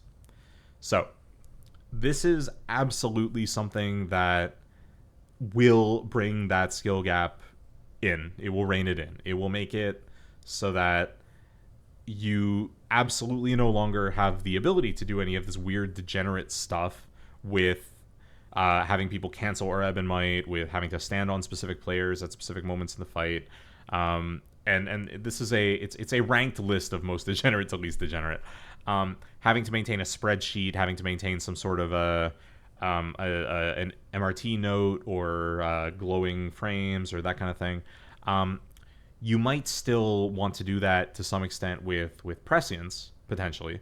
But prescience, without the targeting piece, is a lot more simple. It's just make person do more damage for this period. You don't have to worry about, oh, is this going to expire before I cast my next Ebonmite? How many do I have up? Do I need to hold this to make sure that I can target 3 people on the next one? Has a person died, let's say, right? That's obviously a big issue with the current Ebonmite, where this will bring that in a little bit, right? All of this said, this is basically... I'm not going to say that this is a perfect solution, but this is one of, if not the thing that I have kind of said they should do as a baseline rework to the spec to try it and see how it works and see how it goes. This idea of buffing everyone with Ebonmite and then having some targeted buffs on people that just last for a duration and they make them stronger for that duration. It will absolutely make the spec a lot more accessible to play in raid. It will not change how the spec plays in M+ at all. It will play the same in M+, which is good because the M+ gameplay is good. And the raid gameplay is where the issues lie. Now, I do want to caveat all of this with, I am playing Augmentation right now in the raid on Nexus King, and I'm having a really fun time. I'm buffing a couple people on pull, and then I'm buffing a couple different people, and then I'm buffing a couple different people on the platform, and then we come back, and in anticipation of the damage amp, I buff a couple people then, and then in the last phase, I'm going to buff a couple people. At most, what I am doing, because I require that I maintain sanity, is at most what I'm doing is targeting 2 people with prescience, and on pull, selecting 1 person to stand on top of me for Ebonmite. That's it. That's all I'm doing. I'm not trying at certain moments to buff 3 people. I'm certainly not doing any cancel macroing. I'm not proximity buffing anyone outside of the opener. And even like later in the fight, there are moments where I should target swap a little more aggressively. I'm not doing that. So I would say I've put in a good amount of effort in terms of preparation, let's say. Absolutely not pushing to the 100th degree. And that is absolutely because I mean, it came up earlier in this in these patch notes. The cognitive load, as well as the amount of preparation required to ensure that your buffet, like, it is really that you're tracking your prescience schedule, that you're making sure that you're just succeeding on the right notes. If you're ever trying to hit proximity targets outside of the opener, that's a miserable experience. Like, you do have opportunities with, like, rescue, for example. Like, you could basically rescue someone on top of you or verdant embrace to someone, and then hopefully you're standing next to them. That's fine. What if that person's in a bad spot? What if they're baiting a mechanic? What if they're on the other side of an enemy? What if they're on what if they're currently dodging in a different direction and you have to go through a mechanic? Like, these are not things that are enjoyable to deal with, honestly. So I'm just, like, setting some boundaries. In my personal gameplay, I find this stuff cumbersome to min-max. And that doesn't mean that I deserve to play at a min-max level. Like, there is something to be said about, again, about skill expression and about being able to push yourself even further and this kind of thing. It's just that when you play other specs, generally speaking, other DPS specs, you build up that mastery through time. You build that experience. You practice. You get better at your rotation. You build more intuition, and you just sort of, like, through mastery, through practice, will eventually get better. With AUG, there's an element of having to actually dig in and spend extra time out of the game and prepare, again, like, a schedule, prepare a spreadsheet, prepare, like, however you want to look at it, right? You have to do this preparation to actually reach that point. You have to communicate with other people and tell them, like, for example, hey, I need you to stand on me at this moment, or I'm going to grip you at this moment because I need to make sure that we're standing together so that you get Ebon Might buffed and this kind of thing. That's not to say that no one's going to find that fun, but some of that stuff is not stuff that I find fun. And that just means that that part of the skill expression is just something I'm never going to get in my own gameplay. Which is, it's technically fine if you want to design the game that way. But it's very different from how other specs work. So, okay. So I think I've covered roughly why I think this is good.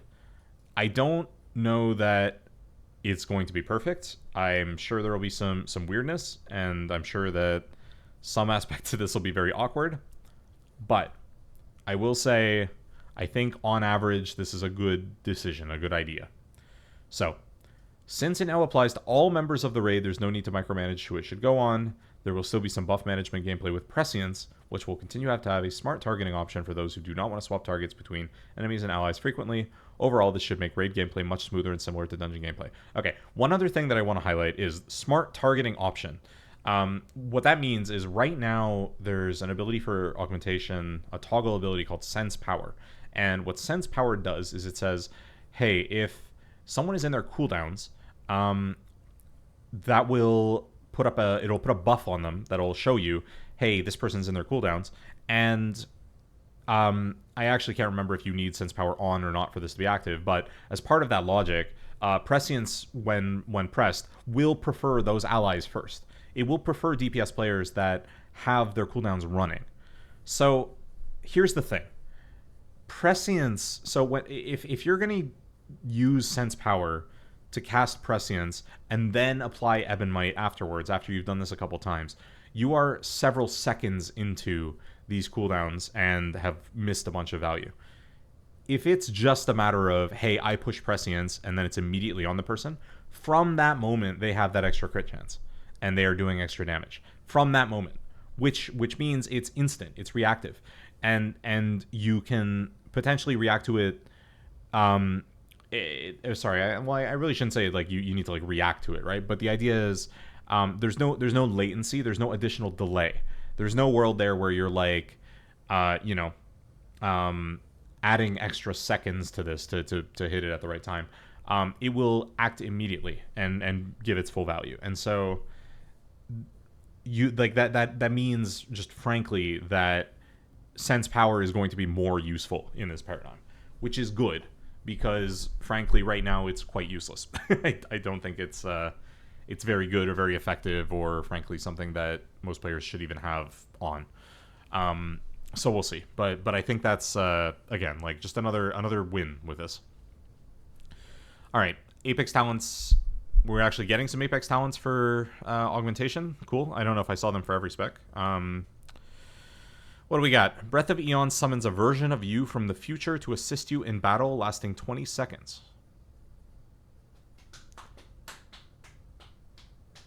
You summon a copy of you, and they cast Eruption and Power Spells and Living Flame. Okay. Do these... they duplicate your spells, so I guess that just means you're doing damage. Do they interact with you in any way, is the question. Do they interact with anything? Or do they just cast those spells? If they just do damage, fine. Your Apex talent just says, after Breath of Eons, which... and I guess the other question is, does this go into your Breath of Eons window? Probably. So, this is just an Apex talent that makes you do more damage after Breath of Eons, and it should make your Breath of Eons do more damage as well. Like, it'll feed damage into your Breath of Eons. Probably. Anytime you extend Ebonmite, your duplicate is also extended, equal to 50 to 100% of the amount that you... Okay, so the way that these Apex talents work is you have a talent, then you have 2 more points, and then you have another talent. So 4 points total. So anytime you extend Ebonmite, your duplicate is also extended, equal to 50 to 100%. Okay, so you're going to keep Ebonmite rolling, and you're going to keep this Eons rolling. That's kind of... This duplicate rolling, sorry. Okay. Very curious what uptime on that looks like. Because right now, in some situations, you can get very, very big uptime on Ebonmite. You might, especially with Scale Commander, just always have a duplicate up. That's kind of funny. I'm curious what that looks like. And then while your duplicate is active, your Ebonmite is 100% more effective. Upheaval and Eruption deal 25% increased damage. Okay, so this is a mandatory talent. It makes you do more damage. It makes your allies do more damage. Why would you ever not take this? Yeah, okay. All right. So there was a lot of discussion around like how critical Apex talents are to take, and like if you could ever get away with not taking them. For AUG, it seems like you're taking them. I don't see a world where you're not taking this ever. All right. What else is going on here? So new talent, Clairvoyant, Motes of Possibility. Okay, so this is gonna be a talent in the in the bottom of the class tree under Motes of Possibility. Motes of Possibility may now grant prescience to allies and have a 10% increased chance to activate. Okay, question. Does Motes of Possibility now have 4 possible buffs? And prescience is one of them, Shifting Sands is one of them, Inferno is one of them, and then Symbiotic Bloom is also one of them. If that's the case, that's actually kind of neat. That'll make Motes even better in, I guess, will it make it better in dungeons? Again, you still only have 2 DPS. I don't know, I guess you can just prescience more people, fine. But certainly cool in raid. Okay, I mean, I'm into it. I think since the rework, Motes of Possibility has been cooler, certainly, and it's funny, and having 10% more chance to activate is just funny as well. So okay. Regenerative Chitin has been redesigned. So Blistering Scales no longer loses charges and deals 20% more damage. Okay. Blistering Scales right now would probably need a significantly bigger buff than that to feel like it's doing any meaningful damage. This is a middle of the tree talent, so it's not really the biggest deal in the world in terms of needing to compete on damage. There's only so many mid-tree nodes that deal significant damage, frankly. Like, there's just still some utility in there, etc. No longer loses any charges is neat. So to me, that just means that Blistering Scales is just a 10-minute buff that just sits on someone forever and does more damage, which I think is good. I don't know if it matters, because generally when you take this talent, you don't generally need to refresh Blistering Scales. Like, it's like the point of the talent is so you don't have to refresh it, right? So I think this just cuts to the chase and says, before you would do this and try to extend it with Eruption, and now it just doesn't need to be extended, it's just always up. Like, fine, probably. Okay. Ebon Might now grants 8% primary stat was 5. Ebon Might is now applied to all damage-dealing allies within 100 yards. Ebon Might now splits its effect when applied to more than 2 other allies and is no longer limited to 2 maximum applications. Sorry, oh, okay. Let's read that again. Ebon Might now splits its effect when applied to more than 2 other allies, and it's no longer limited to 2 maximum applications. Okay. The idea here being you could have 3 Augs, and everybody is still getting Ebon Might 3 times, which is probably fine. That seems reasonable. Sure, why not? Breath of Aeon's debuff Temporal Wound is now visible to all allies and indicates how much damage it accumulates on the aura tooltip. Very cool. I think it's good that allies can see that there's a thing on the enemy that's going to make them take more damage. Great. Temporal Wound now reduces its effect when Ebon Might is applied to more than 2 allies. Okay. I see. So, this was the obvious question. Hey, you have put Ebon Might on everybody. You have split the value of Ebon Might so that it's weaker, but it's on everybody. But now you have Breath of Aeons, and Breath of Aeons just says, hey, everyone that deals damage, everyone that has Ebon Might on them deals damage, and a part of that damage is going to go into this window. Well, when your whole raid has Ebon Might, suddenly you have to reckon with that situation, right? So, okay. So the bottom line here is they're going to make Ebon Might damage the Breath of Aeons damage also scale based on how many people have Ebon Might, which seems fair. I think that's reasonable for that to be the case. Breath of Aeons accumulates 15% of damage instead of 10. Fine. Defy Fate healing increased by 100%. Okay, that's our cheat death healing. Sure, why not? That's the thing where, okay, so cheat death, your alter ego from another dimension comes in, gets hit, dies, heals everyone around you, including yourself, for a little bit. Which is just a very funny part of that ability. You kind of don't think about it too much. Yeah, okay, fine. Molten Blood absorption increased by 30%. Okay, so right now it's at 15% of max HP. So 30% from there is going to be to 20%, I guess, roughly. Is that enough to make this worth taking? Maybe. The problem is, again, like... Okay, so Molten Blood, before it got nerfed, I think it was around 30%.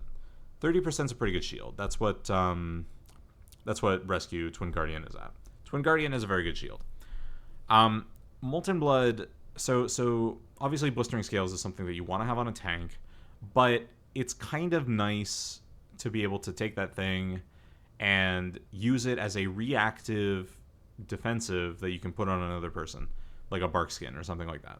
And being able to move it off the tank for that if you need to protect someone, just giving the tank a shield every once in a while isn't bad, right?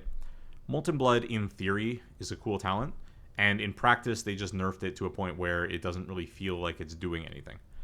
So the question is 30% enough for this? Well, it's not quite to where it was before, but they have realized that no one's taking this and it needs a buff. So we'll see, is the bottom line. Like, bottom line is we'll see. And we'll have to play around with some talent trees and see if we have bonus points. I don't think this is super high value. I don't think you're going to take regenerative any more with this than you do right now. I don't think this is enticing, and I don't think this matters. But we'll see. Alright, I think this is big. So Inferno's Blessing now only targets you and one nearby ally. Before it was all allies with Ebon Might. And then a new visual of Flame Sprite added to represent the blessing. Damage increased to 350% spell power. Okay. Well, that's funny. Good. I mean, the bottom line is, like, Inferno's Blessing is a capstone talent, and it's also one of the buffs that you get from Motes of Possibility. And Right now, if you don't get shifting sands from your moats, you're sad because the other thing you get doesn't do any damage, and the other thing you get also doesn't do any damage. So only one of the things gives you damage. With this, Motes of Possibility is still like kind of a cute little Gamba thing, but it can now give you Prescience, it can give you Shifting Sands, and it can give you this, which is 3 times as strong. So yeah, I'm into it. I think that's just good. Ignition Rush has been relocated to Rockfall's location and now increases the damage of Eruption by 20%. In addition, or instead? I suppose I could know this.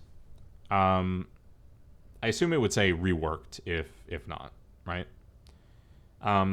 So that's probably fine. Like, to me, Ignition Rush is something that just feels good to have, and it feels sad when you don't take it. So I think I like that this is just in a spot where you should always be able to take it. Rip Rockfall, that didn't last very long. When they added it, we were like, okay, cool, fine, sounds good. And it looks like they got rid of it. So, okay. Overall thoughts on augmentation changes. There's not a ton here, but I think what they've changed is good. I think some people will be upset, and I think it's fair for them to be upset, and you shouldn't make fun of them for being upset. I think this does bring down the skill ceiling. I think people that were very good at current AUG and put in the time and effort will be less rewarded for it.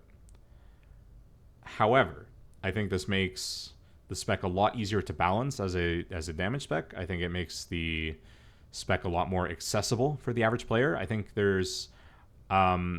I'm certainly going to have to spend a lot less time in guides going, okay, there's this other stuff you can do, but you probably won't do it because you're not in a Race to World First guild, so just don't worry about it, which is good. They've buffed a couple things that aren't very good right now. There's still a lot, it sounds like, in the spec tree that isn't very good. I'm thinking of, like, the green talent nodes, and then maybe just some of the capstone talents, technically, that aren't the Apex talents or moats. But I'll have to take a look at the talent tree. Just the idea again, we're getting 4 more talent points. They're moving Ignition Rush out, and they are adding this new talent called Clairvoyant in the bottom that you'll probably take anytime you take moats. And my guess is that it comes out of moats, and is sort of beside Overlord is my guess. That's my guess. But I think you're probably... Okay, I mean, I guess the point is, like, I don't know if Clairvoyant is something you're always going to want to take in M+, because I don't know how much value you get from moats hitting Prescience in M+. It's not terrible, but it's not amazing. The increased chance is still good. But I think that's probably going to be a lock in Raid, at least right now, based on how moats works.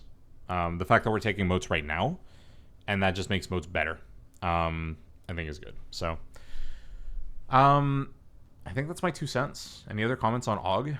I think, yeah, no, like, the bottom line, again, is just that I agree with this 100%. So, I don't know if, again, this is the solution, but it's a solution. It's one that I've mentioned personally, and I want to test it. I want to see how it plays.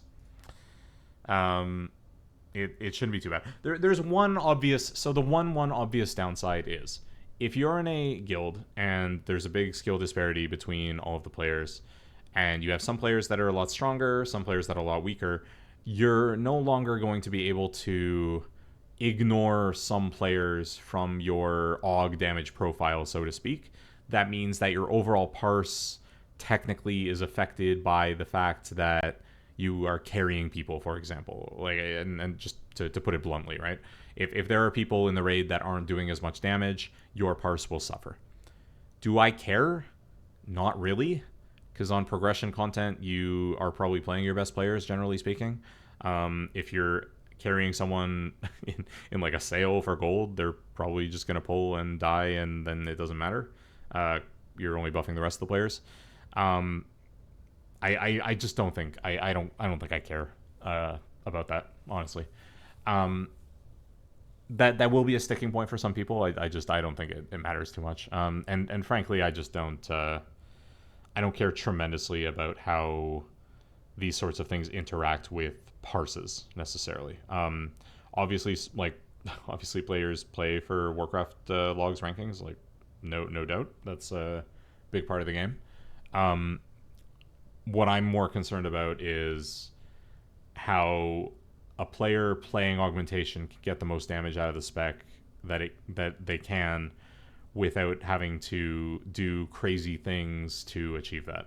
And I think this brings us to a world where the spec is easier to tune for those players, and I think that's important. So, okay, great. All right, what's going on in Devastation? By the way, I think we're like 2 hours in, and we're only at E for classes. So I'm probably going to have to go to sleep before I even finish half of what I wanted to go through tonight, which means maybe we just skim through the patch notes and we go through some other stuff later. But we'll see. I mean, look, after Evoker, there's really not that much else that I know about class-wise to talk about, so we'll go from there. Devastation, developer's notes. Devastation is one of our simpler caster specializations, and we feel most rotational spells and talents already align with our approachability goals. I think that's reasonable. In Midnight, they're removing Shattering Star and Firestorm? Okay. Both? Shattering Star and Firestorm? Okay. Huh? What? Huh? What? Okay. And adding some fresh talents in their stead to continue to evolve gameplay, including a talent that allows Deep Breath to be used a second time. What? Like, it's just gonna have another charge? Or... Huh? Okay, what the hell? Alright, we're also updating Flame Shaper talents by removing Engulf, and having the Keystone grant an additional charge of Fire Breath, with some, gameplay around managing Fire Breath's damage over time effect. Okay. So they have said that there's gameplay around managing the effect, technically. Not sure what that looks like, so I guess we'll see. Okay. Apex talents, future build. Fine. New talent, Star Salvo. What? I thought they said didn't they get rid of it? Or it's passive? Oh, what the hell? Okay, hold on. What the fuck is that? Okay. I don't know why they did this in this order. I guess they just did new talents first. But Shattering Star has been redesigned as a passive called Shattering Stars. Eternity Surge releases a Shattering Star at your target that deals 50% more damage per empowered level reached. What? Eternity Surge releases a Shattering Star. I'm moving away from my mic. I'm leaning back. What the hell? Okay.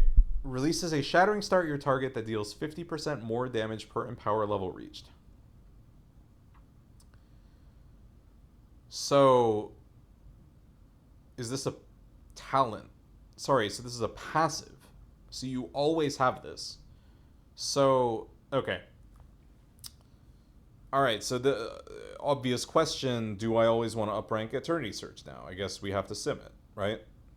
We have to sim, is it worth upranking Shattering Star, or sorry, upranking Eternity Surge just for this Shattering Star damage? At your target, only one, right? Doesn't shoot multiple? Okay. Okay, that's weird. Let's see what else. So there's a new talent that increases that damage by 35%, and Shattering Stars are exhaled at all targets. Okay. So, Star Salvo sounds really fun. I think that has the potential to be really, really, really funny. I like that a lot. I think Eternity Surge needed more stuff. Eternity Surge is visually extremely fucking cool. But right now, you just kind of press it randomly on cooldown, min rank. It doesn't matter. And that's disappointing. Okay, that's funny. What's this next one? Eternity Surge upgrades your next Azure Strike to Azure Sweep, damaging all nearby enemies and dealing additional damage. They've done it. They've added a talent that makes you want to cast Azure Strike. What? It's insane. It's crazy. They said it couldn't be done. Okay. That explains the buff to baseline Azure Strike. And then this... Okay. So the question here, obviously, again, is where do I take this talent? What's it competing with? Is it worth it? Or should I just pump Living Flame as usual? If so, great. If not, whatever. Okay. Yep, I'm yawning. We're probably gonna wrap this up after we skim through the rest of the talents after Devastation. Deep Breath deals 20% increased damage and can be cast again within 18 seconds of being used. Recall will be available after the second cast if talented. So, okay, so there's just a talent that says you can cast Deep Breath a second time within 18 seconds. Okay, do we still have Onyx Legacy? I think we still have Onyx Legacy. I'm skimming down and I don't see the following talents have been removed on Onyx Legacy. So, you're going to have Onyx Legacy. You're going to have Deep Breath on a 1 minute cooldown. You're going to Deep Breath, and then you can Deep Breath again within 18 seconds. Do we still have Imminent Destruction? I think so. I think I still see, or I don't see that they got rid of Imminent Destruction. Okay. Yeah, and so with Scale Commander, you're always going to take this. You're just going to have a lot of Deep Breaths. Okay, I mean, that helps with the fantasy. There's no doubt in my mind. Remind me, how long do these guys last? What's going on with these? Baseline? It doesn't... Oh, they don't stick around and, they don't stick around and disintegrate anymore. They only pyre. Okay, that's fine. Oh, but that's annoying. What the hell? They don't pyre anymore? Sorry, I mean, they don't disintegrate anymore? Okay.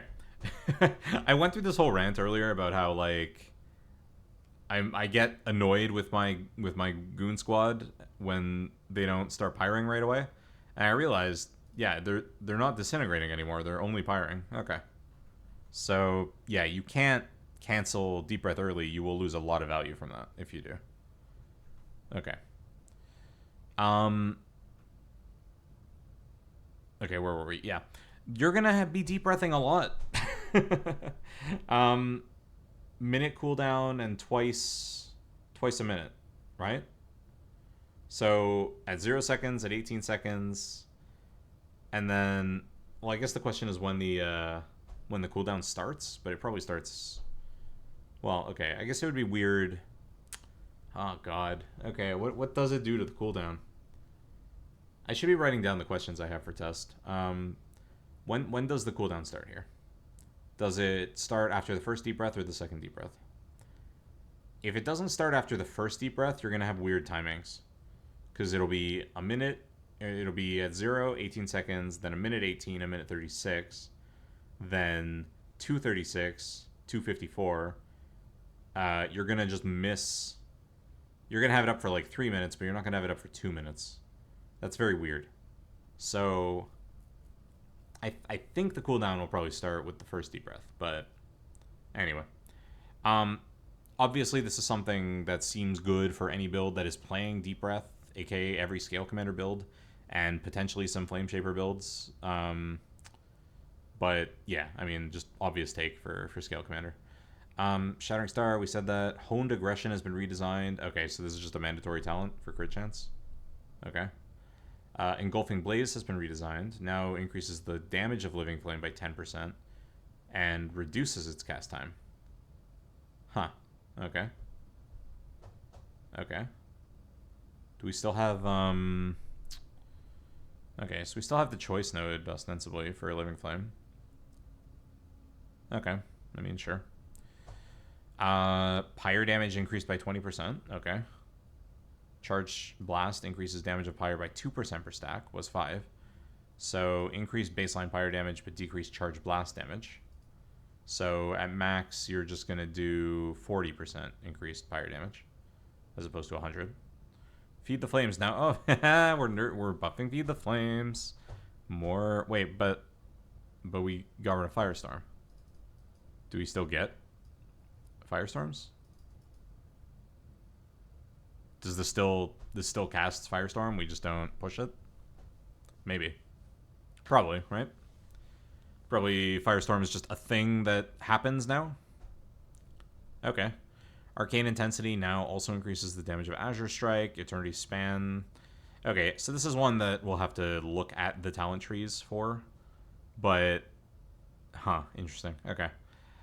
I think some of these are neat new talents. I think getting rid of Shattering Star and Firestorm are going to make the rotation feel a little empty, potentially, for existing players.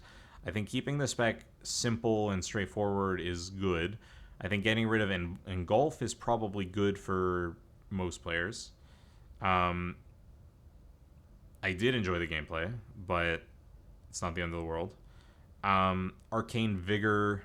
Okay, losing Arcane Vigor is going to be big. Dense Energy. Which node is Dense Energy? I don't even know what the hell node Dense Energy is. What the hell? Anyway. Firestorm, Focusing Iris, Shattering Star, and Snapfire. Okay. If Feed the Flames is still a thing, that just means that you still get Firestorm. It just isn't a castable spell. So, okay. Okay, overall, not as obviously the direction I would have taken compared to Og. I think Og was like more or less 10 out of 10. This is exactly what I would have done to change the spec. For Dev, this is more like 7 out of 10. This is maybe some stuff that I might do to the spec, but also, I mean, okay, maybe a 10's generous for Og, but but you get the idea. But I'm a little confused by some of it as well. I am curious to play this, but I don't know if they needed to. I mean, okay, look, I don't think anyone's going to be upset about not having to cast Firestorm. And I think having Feed the Flames still in there and off 6 Pyres is still fine. It means you're going to get your fill of funny red circle. But getting rid of Shattering Star is kind of weird. Getting rid of Arcane Vigor is really going to hurt Essence generation for, like, Scale Commander, I think. I don't know. Okay, and then there's no Shattering Star damage amps at all, so... Okay, but no change to Dragon Rage or anything, right? Dragon Rage is the same? Yeah, I don't see any changes to Dragon Rage here, so okay. Yeah. Alright, wow, weird. I wasn't expecting that. My prediction is that Scale Commander is going to be fun and funny, but might have some essence issues outside of these windows with Imminent Destruction where you just have more essence to spend. You might be a little dead the rest of the time, which might be a little bit of a bummer. And Flameshaper seems cool. I want to try it. Okay. I think we've made it out of the the long section. So I am gonna skim the developers' notes going forward, but probably not look at too much in the way of class changes, especially for stuff like Prez and other healers that I really just don't know that much about. So anyway, for Prez's gameplay is always revolved around planning large healing moments and rotating a series of powerful cooldowns to deliver healing. We would like to simplify the planning gameplay by lowering the number of cooldowns they are juggling and by changing one of their largest healing combos, Lifebind.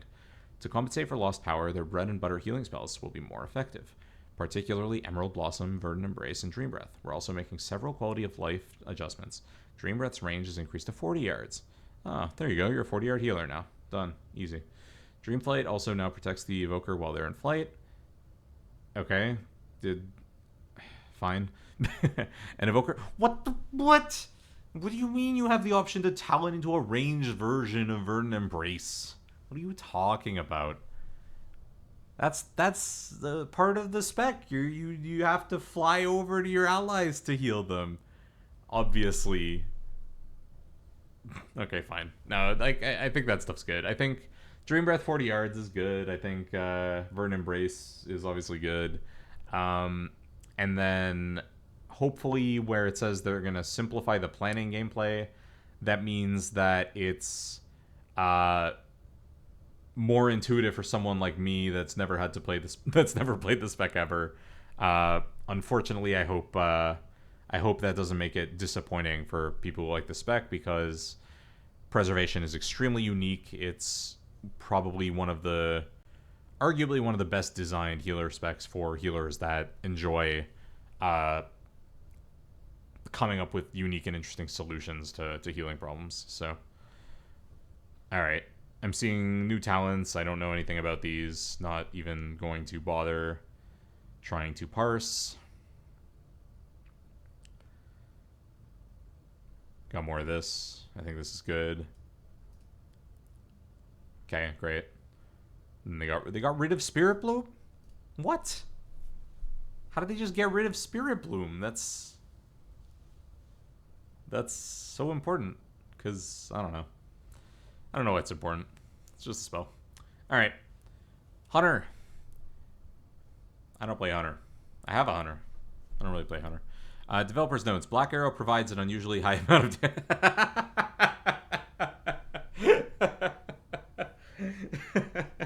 Understatement of the century. Black Arrow provides an unusually high amount of damage relative to the rest of Marksmanship and Beast Mastery's kits. Yes. Okay.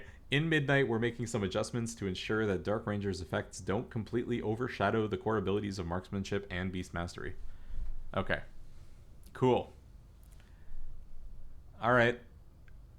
Neat.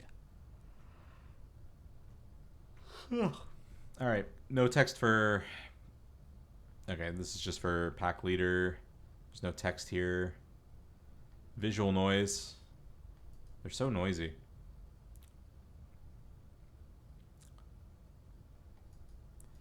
Okay.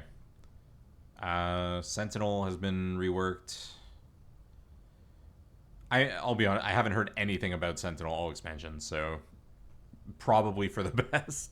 It's probably just because, and partly because Survival hasn't seen a lot of play and Dark Ranger is so strong, but haven't heard anything about this, so probably needs a rework. Yeah, they just rework the whole thing.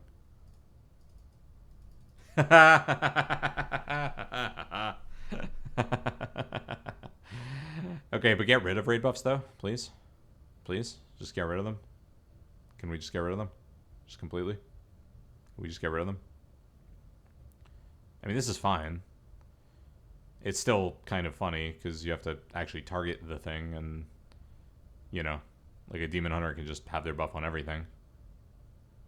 You only can have this on one thing, but I mean, is this objectively better? Yes, absolutely. So, alright. Seems good.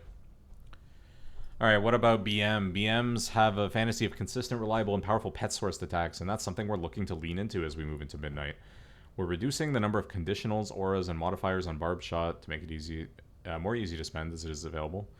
We've grown fond of Bestial Wrath's shorter cooldown, and as such we're removing Barbed Wrath's dynamic cooldown reduction effect to instead give Bestial Wrath a flat cooldown of 30 seconds when fully talented. Multi-shot is an odd place in Beast Mastery's kit, so we're giving it an update, causing it to be replaced in the spec tree with the new pet source attack. Okay, I actually think that's very clever. I hope that's not a controversial opinion. Multi-shot was always the weirdest thing to me, where it was just, you kind of just push multi-shot to make your pets do AoE damage now. It just seemed weird. Hunter obviously is built around having a bow and also having pets, so I get it. But it felt like the spotlight should be on the pets. And having a button that goes, I'm going to do a big AoE arrow attack that somehow just encourages my pets to do more AoE damage is, like, kind of weird. So I think that makes more sense to me. Bloodshed and Call of the Wild felt like they were competing for a similar role of a cooldown that summoned a few more units to fight for you. Sure. With the change to make Killshot a Mark's only ability, Dark Rangers will now learn Black Arrow as a separate ability if they choose that hero talent tree. Okay. Alright. Let's move. Let's see. Let's keep going. We're generally pleased with the state of Marks after their Undermined and Ghost Crush updates. A few bigger things we want to address. The introduction of Streamline as a core mechanic for marks inflated the amount of cast time reduction. Alright, I don't really know what's going on with any of this. Our aim shot is meant to be a long cast that's worth the wait. As its cast time reduces, so too must its damage. We feel that flies in the face of what aim shot should be about, so we're removing that. Okay. Explosive shot found a home as a way to guarantee lock and load. It's healthier to distance itself from explosive shot and move towards fantasy forward spells like volley and kill shot. Sure. Speaking of kill shot, we're removing it. We're removing it from the hero class tree and letting marks fully own the execute niche it provides. True shot is gaining some cooldown reduction, cast time, and focus cost reduction to compensate for removing Streamline. Okay. Cool. Survival. What are you doing with survival? As we head into midnight, we're continuing to refine and focus Survival Hunter's Fantasy, giving clear playstyle, gameplay, and visual direction over the course of Alpha. We'll be reintroducing one-handers into the pool of available weapons, also distancing Survival from its spear-only identity, doubling down on Survival's relationship with its pet, with new talents that create an interdependency between the hunter's damage and their pet's damage. We're leaning into the rugged, crafty, and bomb-centric fantasy we explored in The War Within, and a new fire grenade called the Flame Fang Pitch. A new visual and fantasy identity for Fury of the Eagle called Boomstick. What? You giving him a gun? A shotgun? And a host of new wildfire bomb talents and synergies. Okay. Survival Hunter has had a significant and substantial number of abilities that were competing for your attention. Coordinated assaults, blah blah blah. Great, cool. We also made the tough decision to redesign Mongoose Bite. I believe it. Lastly, in Midnight, we'd like Survival Hunter's area damage to come from their explosives: Wildfire Bomb, Boomstick, and Flame Fang Pitch. Alright. Neat. Survival doing survival things, and they gave him a gun.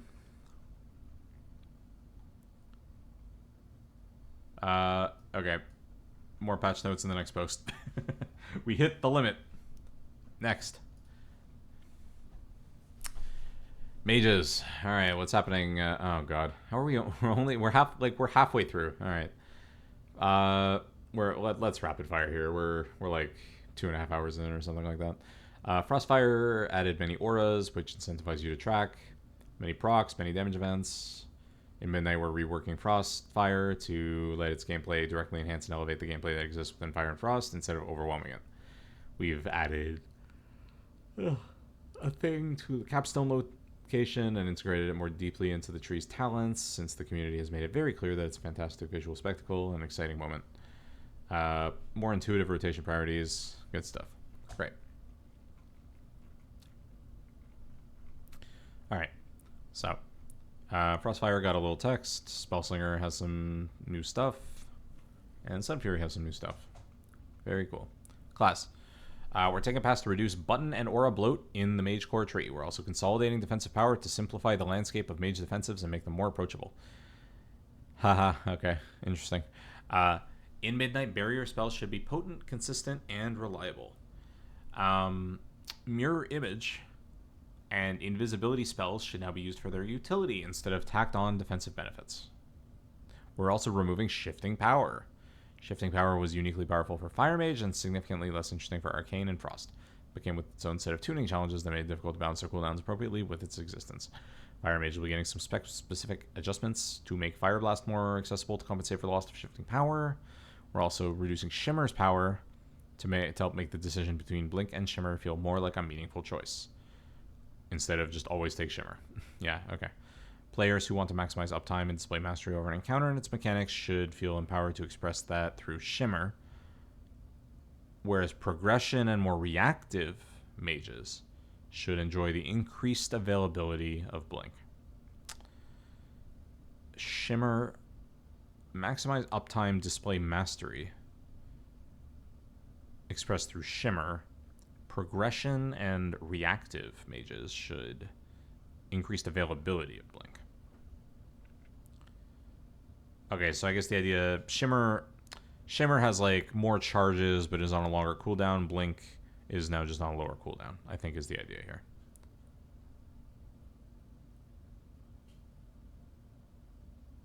Probably. Okay, whatever. Neat. Cool. Get nerfed. Your kick's longer. Fool.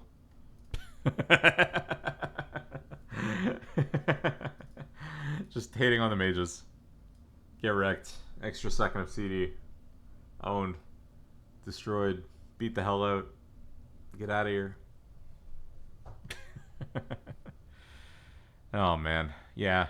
Alright. I mean, like, there's plenty here. You have mirror images more often. Blink's cooldown was increased to 15 seconds baseline. Shimmer cooldown was increased to 30 seconds. It no longer has 2 charges baseline. It no longer has 2 charges baseline?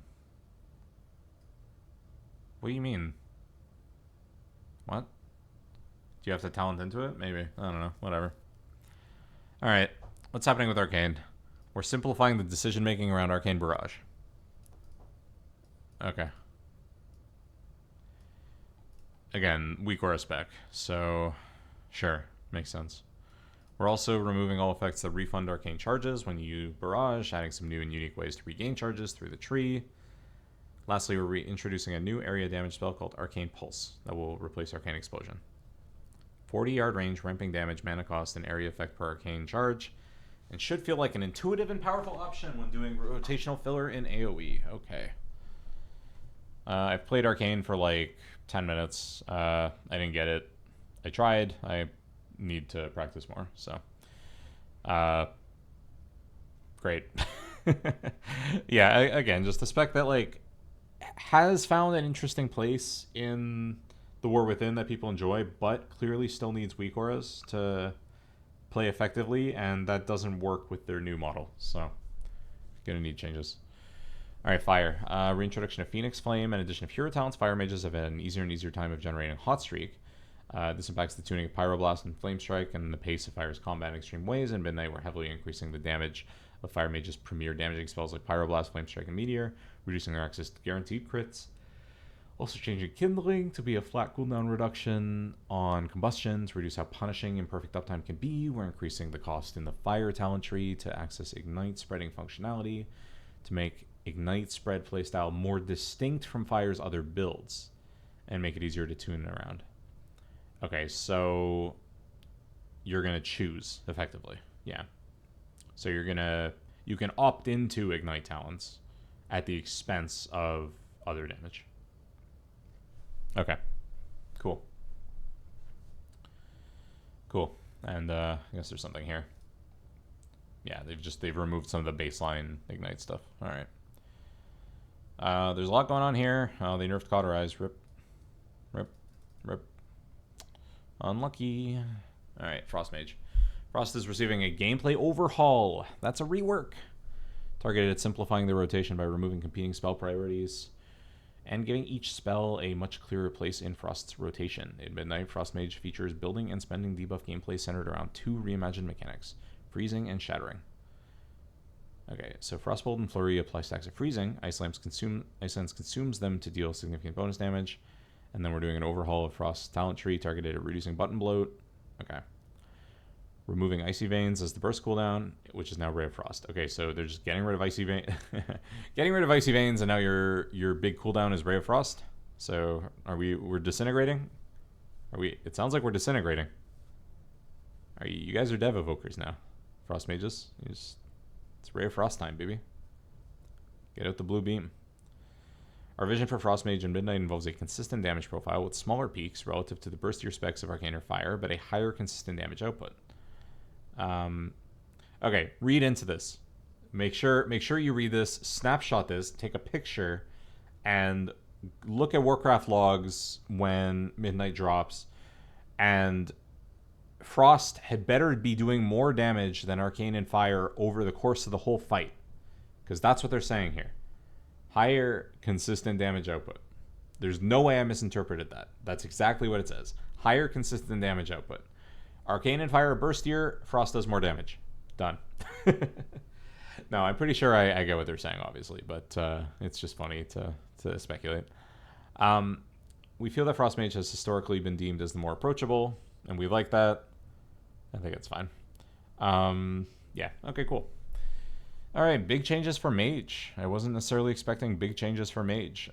Some nerfs to utility and personal survivability and that kind of stuff, and I think that's Probably warranted. Mage is certainly one of the best classes for that in the game. And then some reworks that have to do with a lot of what these classes are tracking.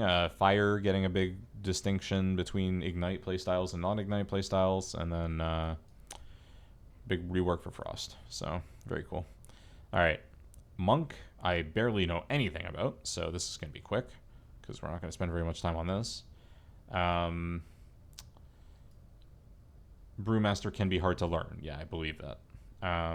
So they're going to trim. Okay, I'm sensing a theme. I'm sensing a theme that they are simplifying a lot of specs. I think it's the case that they're simplifying a lot of specs. It seems like they're pruning and simplifying a lot of specs. All right. Mistweaver. Simplifying moment-to-moment decision-making, streamlining cooldown moments, removing Jade Firestomp's positional gameplay. All right. Our hope is that both options have relevant situations, in which case they're useful. All right, cool. Moving on. Skip, skip, skip. Not much of a Mistweaver player. Let's see what's happening here. Removing conditional modifiers and making sure the base damage of spells feels helpful. Critical strikes will be the main way their damage changes values. And otherwise, each spell will remain largely consistent in and out of cooldowns. Sure, buddy. Sure. All right. Funny stuff in Paladin world, maybe. Holy Paladin, we're removing inconsequential healing sources and cutting secondary tracking buffs. Reducing mid-range cooldowns. Want to make sure that Aura Mastery is impactful instead. Light of Dawn is getting an update to targeting. Cool. Getting the perfect angle for Light of Dawn could sometimes be difficult, and we don't feel it matched our combat approachability goals. This is everywhere. Everything is about combat approachability. We're addressing pain points for Prot. Prot Paladins were subject to significant pressure and tension between defensive abilities, holy power generation, generating and maintaining threat, and immediate need to place consecration. Yeah, cool. Okay. I have heard a lot of Prot Pally shenanigans, so hopefully they figure out a good spot for that. All right, what's happening with Ret? How Ret Paladin generates holy power and the amount of spells needed to cast for setup, as well as hero talent balance and the design of the third gate in the spec tree. We think those challenges are too limiting. You have to pick between single target and AoE. We're redesigning some, moving others. Execution, Final Reckoning. Looking into passive overtime effects. Key focus is Crusading Strikes. Overtime is becoming an invisible passive holy power generator. We're shifting emphasis towards Templar Strikes. Okay, Rep Hallies, you win. This is the longest thing I've ever seen for one of these sections, and it doesn't mean much, so. Amount of spellcasts, accessibility in mind, or approachability in mind. Great. I am glad, for what it's worth, that they've given every spec the explanation it deserves on what the changes are supposed to achieve. I think that's really important, and I think they've done a good job with that. So, that's excellent. Okay. What else is happening here? Okay, so I am going to try and read the pre-stuff in a little more detail just to see if there's anything funny that seems like is coming out of Shadow. But I haven't been playing Shadow in a while, so... Halo now has a 40-yard range and is in the Keystone Node of the tree. Very funny. Cool. Neat. Fun. Okay. Oracle. Okay. I don't see anything for Void Weaver. Don't see anything for Void Weaver. All right. Class. Okay. Okay. What is happening? What are these nodes? What the fuck?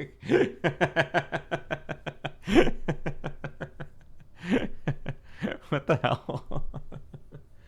Okay, like, you know what? I mean, okay, I should be clear. I think a lot of class trees do have nodes like this. So it's not like this is that crazy.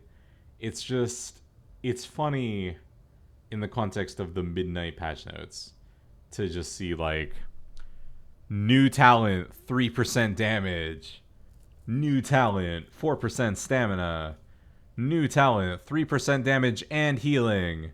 Like I'm just like, what the fuck, man? And like, what did they get rid of for this? Like, I guess quite a bit, right? And like a lot of these are actives, right? So like Halo, they took out of the class tree so that you can only take it with Archon. Shadow Fiend they got rid of there. Vamp Embrace. So they got rid of a lot of actives. Ugh.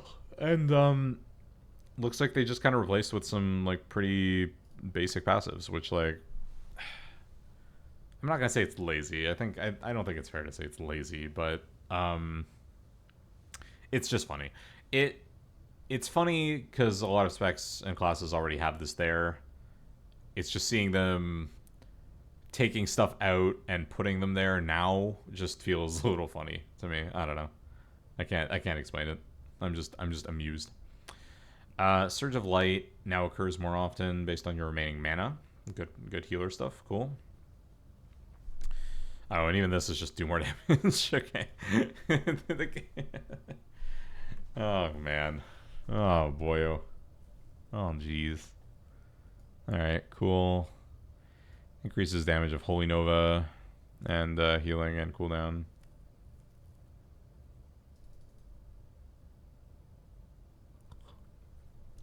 This could be good and could be terrible, so it's just really funny.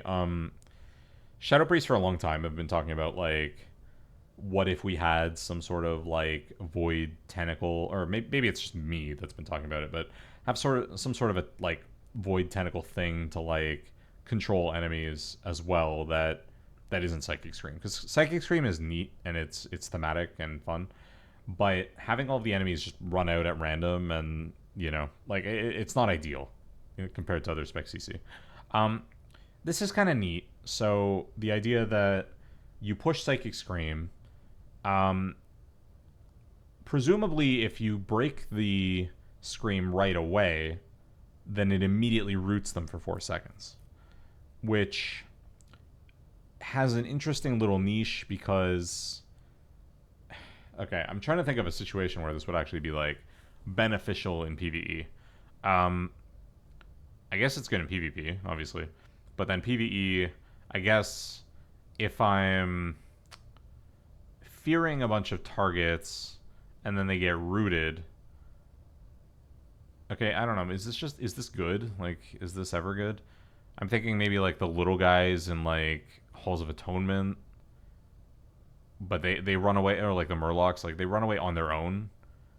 So you can scream them to root them, but then while they're screamed, they're still running.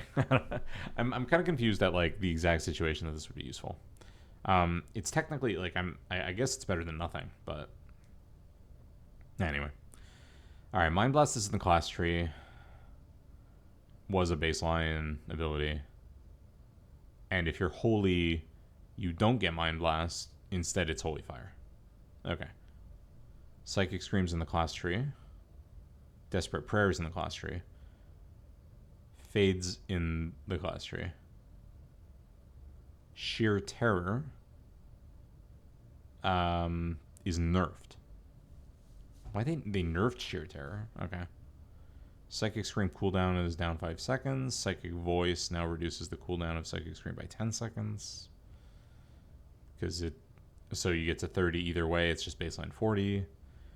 Light's Inspiration is now a 1-point talent that increases max health from Desperate Prayer by 10%. Binding Healing. Okay, so, and then this is a lot of prune talents. This is very interesting. All right, let's see what's happening with Disc. Primary change is to consolidate and remove cooldown. Okay, so yeah, make your base spells feel strong.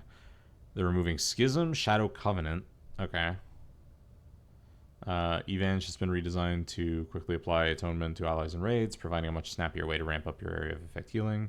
Smoother gameplay, a little less planning. Okay, so again, they're changing healers to make them more accessible for me, the guy that hasn't played healers in a long time, but has felt sort of overwhelmed and annoyed at like what healing is. Does that mean that I'm gonna start playing a healer, not necessarily, right? But I think I get what they're trying to do. I think it makes sense. Even though, again, like the problem is this moves away from what current players like about the spec. But anyway, I guess we'll see. Yeah, atonement 60%, poggers. All right. Yeah, again, same deal. Also moving some long stand. So they're removing renew and heal.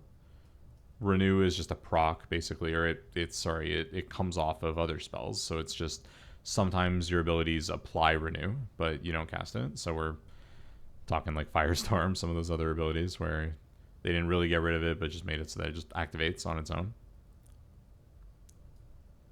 Yeah, okay. I don't really know much about Oracle, but that seems reasonable. And then, okay, cool. Neat, good stuff. I should probably read these Apex talents just to learn like kind of what direction they're going with some of these. But I got a good sense with Og, I think, that about what they're going for. All right, what's happening with Shadow? The following changes are focused on simplifying some of the cooldown launch sequence. The cooldown launch sequence. Okay. All right. As well as the frequent number of high priority procs in the rotation for Shadow. We are also updating the fantasy and visuals of their core spells to create a consistent theme of using the power of the old gods to haunt your enemies. Okay, that part is important. Just because they, in the last expansion, kind of made a build your own Shadow where some of it was the new Void Shadow, some of it was the old dark plague pain sort of Shadow, and they kind of combined it into one tree and said figure it out. It makes sense that they pick a lane, absolutely. So maybe I should start with what they're removing. So they removed DA, Last Word, Psychic Horror, and Void Torrent. Oh wow, okay. Getting rid of DA is good from my standpoint. I don't think that spec needs 2 cooldowns. Last Word, Psychic Horror, Void Torrent. Yeah, I mean, getting rid of Void Torrent's kind of sad, but I mean, they got rid of Shattering Star. Like, I'm not exactly surprised. Void Eruption just renamed to Void Form. Okay. Yeah, I mean, that's probably correct. Like, I'm sure, like, you're looking at your spells and you're like, what the hell is Void Eruption? And Void Eruption puts you into Void Form. Okay, well, great. No longer resets Mind Blast charges when cast. It's kind of whatever. That's not great, but okay. Maybe I should... I'm reading backwards. What's going on with the Apex talents? Void Apparitions. So when an effect from an idol is activated, conjure shadowy apparitions. Shadowy apparitions have a chance to spawn as void apparitions that release a void bolt at their target and deal 50% increased damage. And then Tentacle Slam has a chance to activate an effect from one of your idols. Cool. What's Tentacle Slam? I wonder. Seems good. Shadow Crash renamed to Tentacle Slam. Yes! Oh my god. Excuse me. I got too excited at Shadow Crash being renamed to Tentacle Slam and redesigned. This is awesome. And then they're renaming Devouring Plague to Shadow Word Madness. Oh my god. Dude, like... Don't make me play Shadow again, man. This is, I think you're making some good decisions. Shadow Crash renamed to Tentacle Slam. That's something... So, when I'm in, like, a class Discord, I'm sitting there like, alright, what kind of little shitpost can I come up with for what would be a funny patch note to drop with next week's tuning? This is absolutely the kind of thing that I would come up with and be like, they're going to change Shadow Crash to Tentacle Slam and just slam them with a big tentacle. They're actually doing it. That's so funny. I love this. Okay. So it's going to deal damage, apply Vamp Touch to 6 targets. Yeah, okay, great. Up to 6 targets to all enemies between you and the target.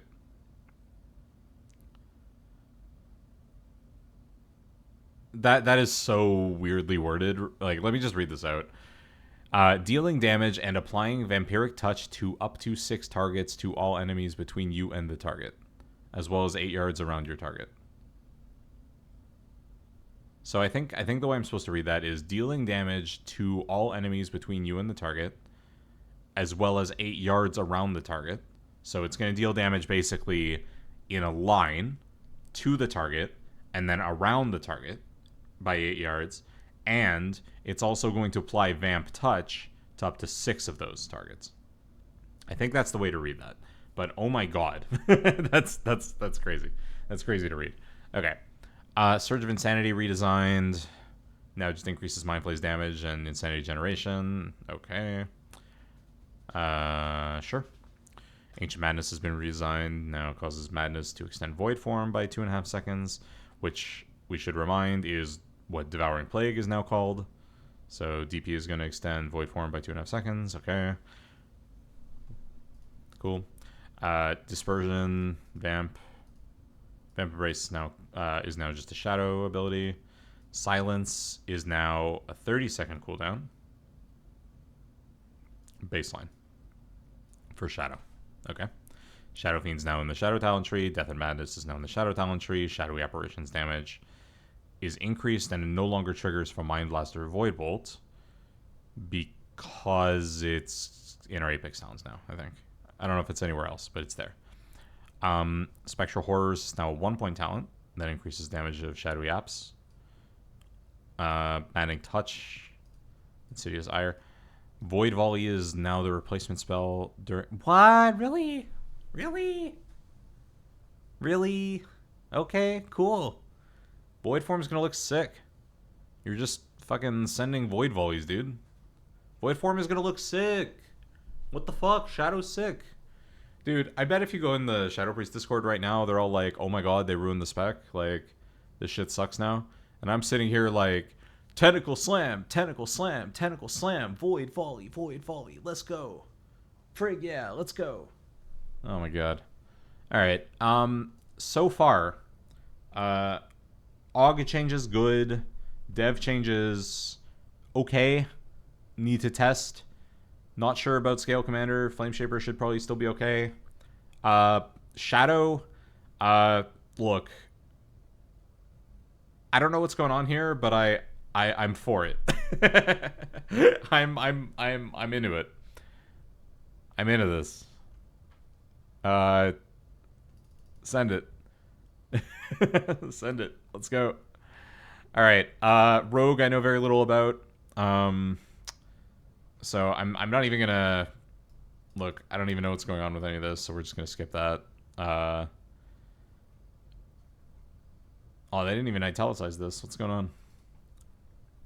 All right, but anyway, Assassination. Yeah, I'm getting a similar theme. So remove the need to enter stealth to apply bleeds to multiple targets. Okay, sure. Assassin rogues are deliberate fighters. Choosing when to spend energy is an important part of your gameplay. Yeah, sure. I mean, whatever. Fine.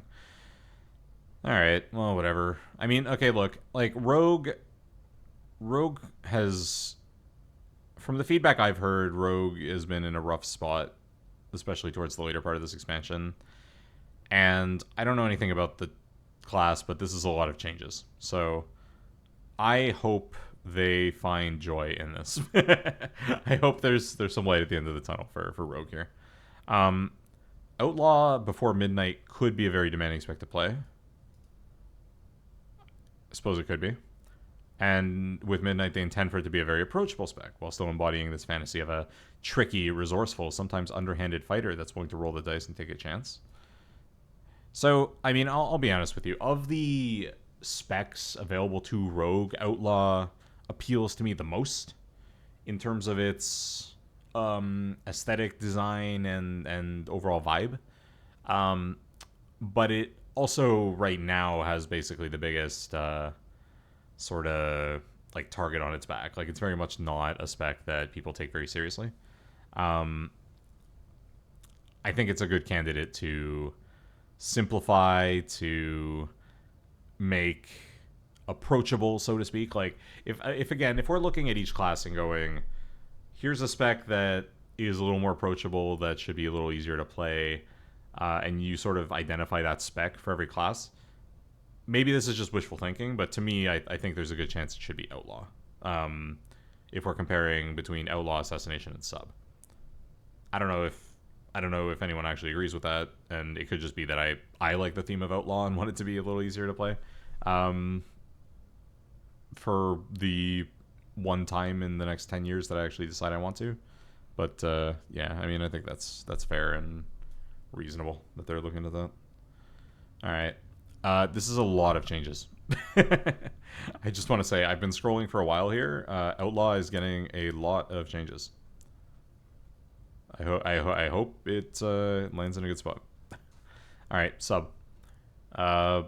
Yeah, so that sounds about right. And frankly, this piece of precisely aligning things in unintuitive ways to produce good damage results. Sub right now, as far as I understand, has some of the most like insanely bursty damage possible. Especially with like Nether Prism and lining this stuff up at like particular moments in fights. So I wonder how drastically they're going to change that with some of these changes. Because again, we're talking about approachability, we're talking about reducing total damage buttons, we're talking about unimportant buff icons and tracking things, right? This is all in theme with what we've been seeing everywhere. So anyway, should be interesting. All right, with Ellie Shaman, reduced number of rotational abilities in Aura's Tract, simpler to engage with Stormbringer, added new gameplay for using fire spells in AoE. Neat.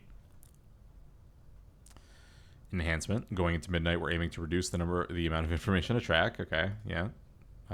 Again, on theme. Reduce the overhead of understanding the two different hero talent rotations. Okay, I mean, this one I could... going into midnight, we're aiming to reduce the amount of information to track for playing Assassination Rogue optimally. We're reducing the number of buttons, auras, and spells to highlight, while keeping in mind how it feels to play Assassination Rogue. In addition to the core Assassination changes, we're aiming to reduce the overhead of understanding two different hero talent rotations. Like it's just very like, there's not much here that like tells me about enhancement specifically, but I think it's fine. As long as it means something to the enhancement players, that's all that matters. That's good. Yeah. I'm actually just kind of looking at like volume of patch notes for some of these specs to get an idea, just because, again, to me, like the specs I haven't played, there's just no real value in me like reading each line, but hopefully some good stuff for shamans as well. Resto Shaman, I did offhand hear that there's a lot changing from that standpoint, that it might be a lot simpler. But let's see what's going on here. Balance the number of possible active abilities. Remove talents that add auras that are constantly active, or ones that temporarily modify other spells, which can often make normal spellcasts feel weak. Okay, sure. I think that's also a consistent theme that we've seen. A significant change here is the removal of Healing Surge and Tidal Waves. We are reducing the base cast time of Healing Wave and Chain Heal.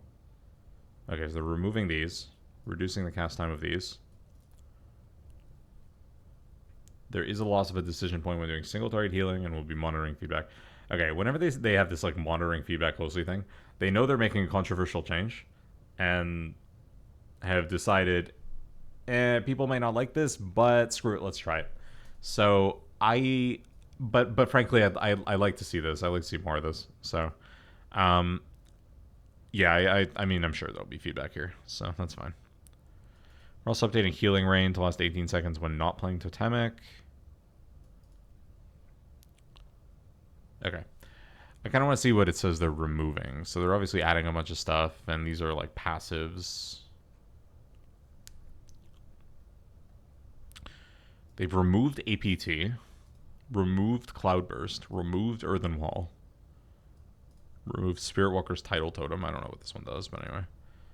And then... Okay. I guess I've never really looked at the Resto tree, but can we just appreciate that they have removed, and these are only the ones they've removed, right? High Tide, Mana Tide, Spirit Walker's Tidal Totem, Tidal Waves, Tidebringer, Tide Turner. Okay, I get it. Like, come, we need some more synonyms for water, man. Like, what the hell? It's all about. It's only the tides. Like, okay, all right, buddy. Jesus. Okay. What's happening with Warlock? Some new curse, whatever. Good stuff. Oh man, I'm gonna like pass out before I finish this read through. Oh my god, why is there so much text for Affliction? I mean, they probably need it, but dang, dude. Holy crap. Okay, main Soul Shard spenders are UA and Seed of Corruption now. Malefic Rapture solved a lot of issues, placed a lot of emphasis on rotational setup, and increased its overall complexity. When should I spend my Soul Shards? And it's a difficult question to answer. Okay.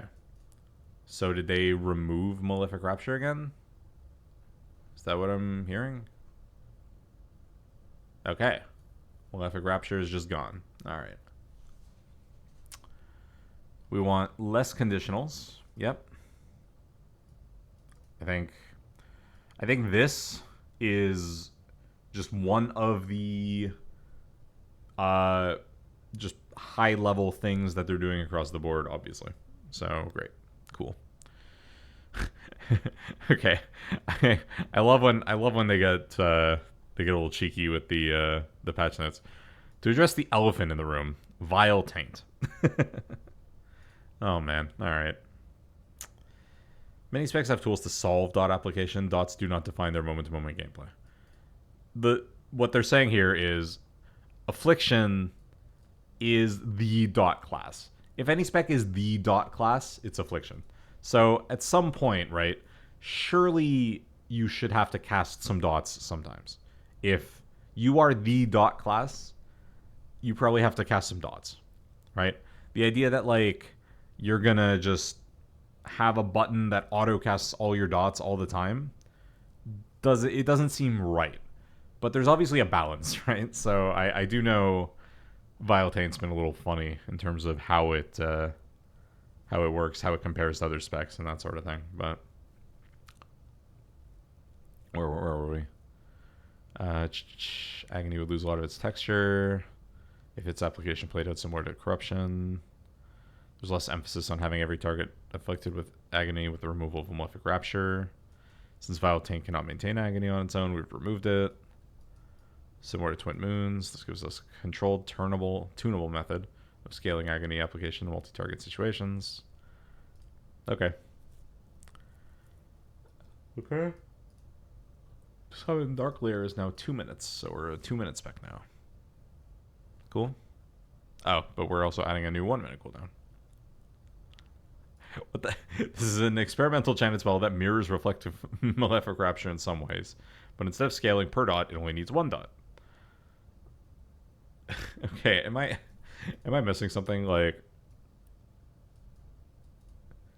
when? It's fine. I mean, it's fine.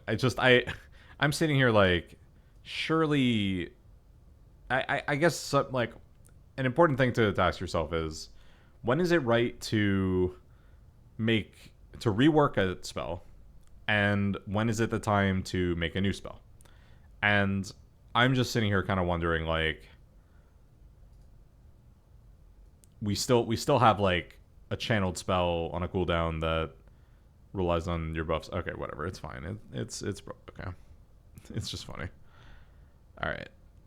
Let us know your thoughts. Cool. All right. We're at W, so I think we're getting there.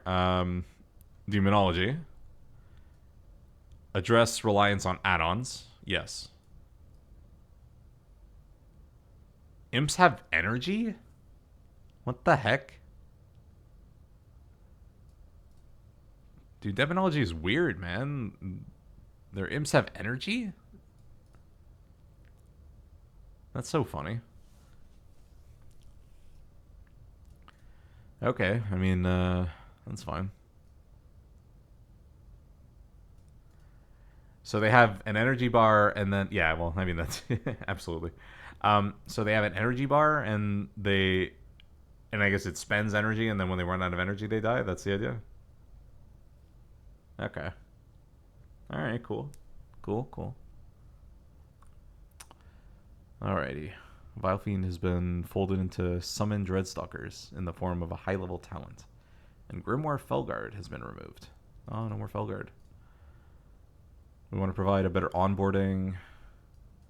Okay, this is kind of this is a funny little theme too. Is hey, you haven't played the spec in a while. What's going on? And yeah, Demonology especially. Maybe a little less overlap with some of the other Warlock stuff. So yeah, okay. I guess that's kind of funny. Okay, so we've moved several baseline abilities. Talent tree to reduce. Yeah, okay, fine, sure. These changes make up a huge shift. Okay, cool.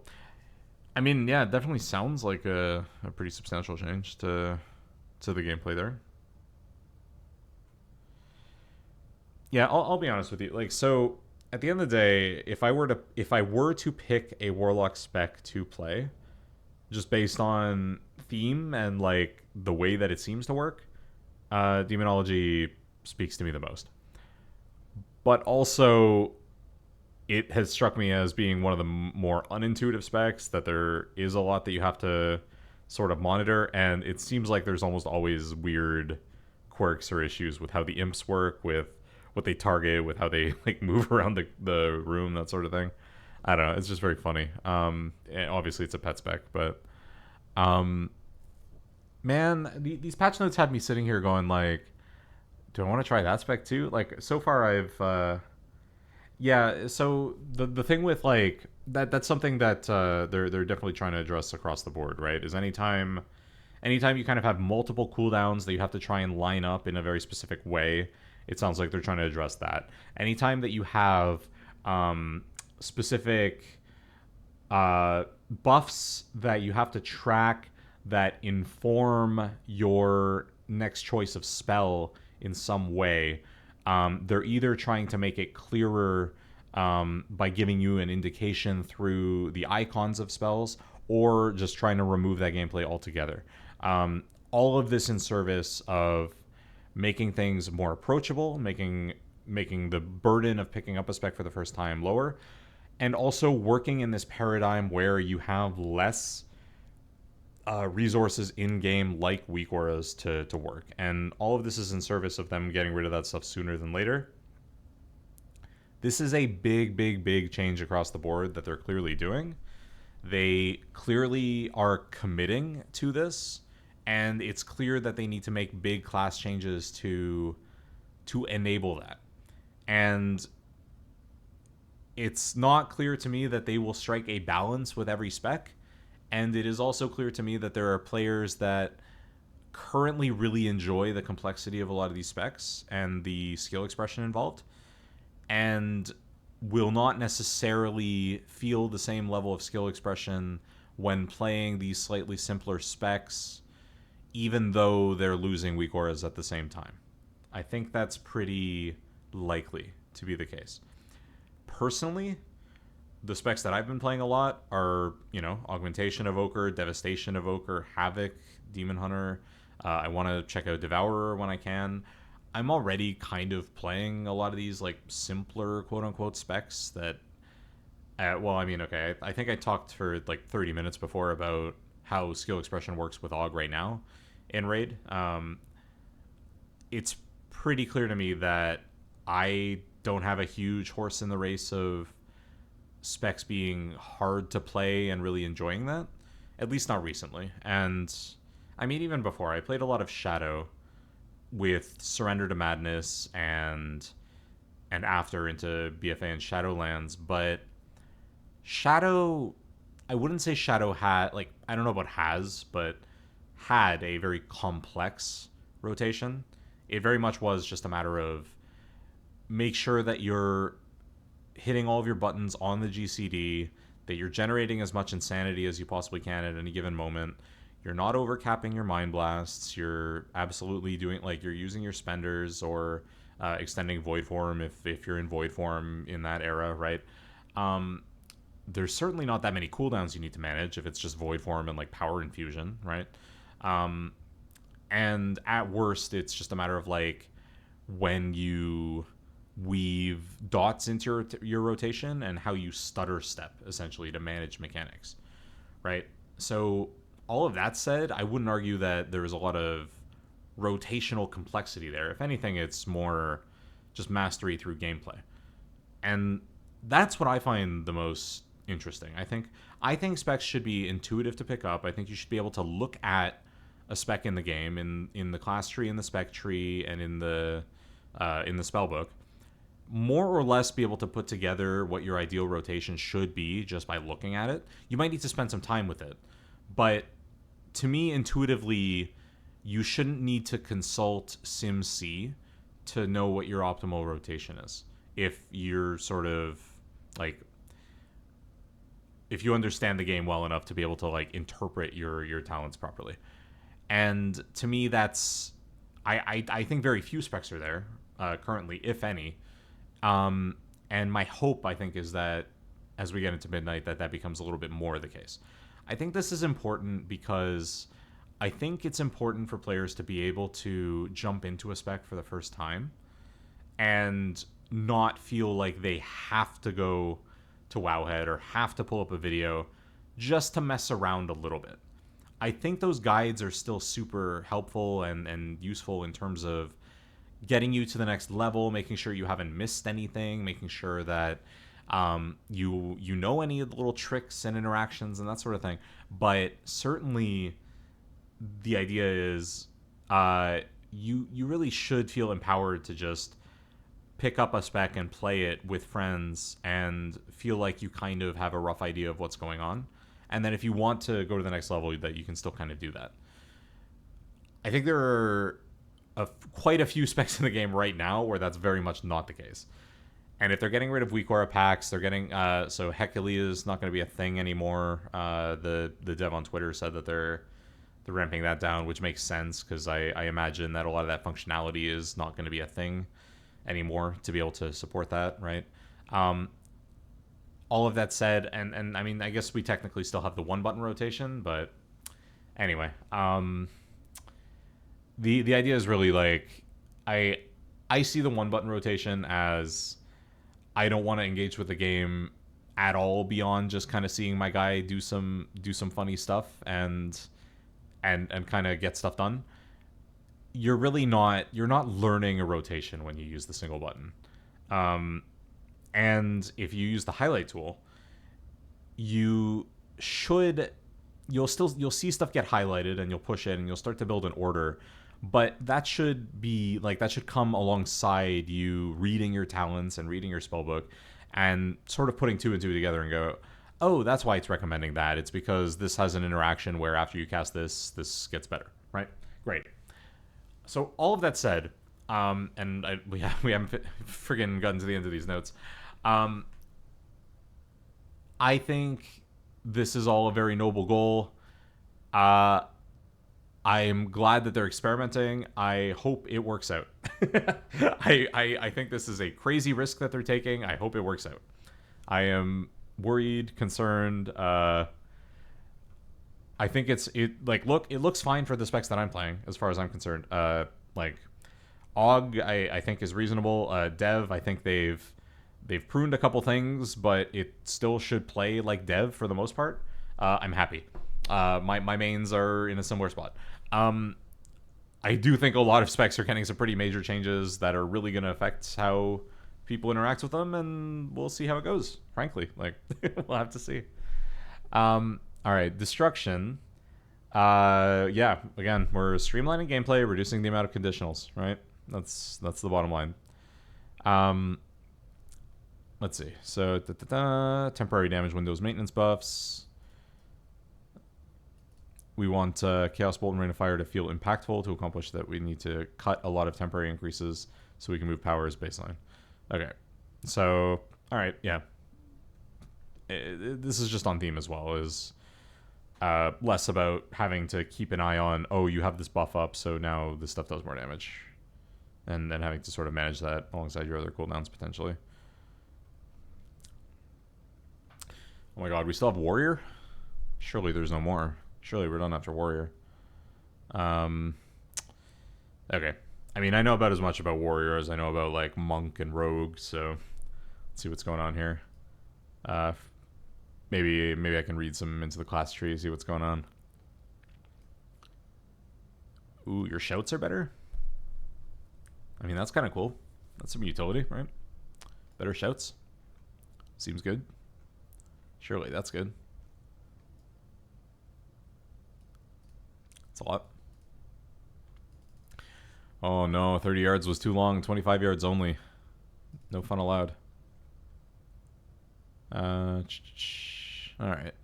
That's fine. Okay, so yeah, aligning cooldowns. We don't like that. Alright. Fury.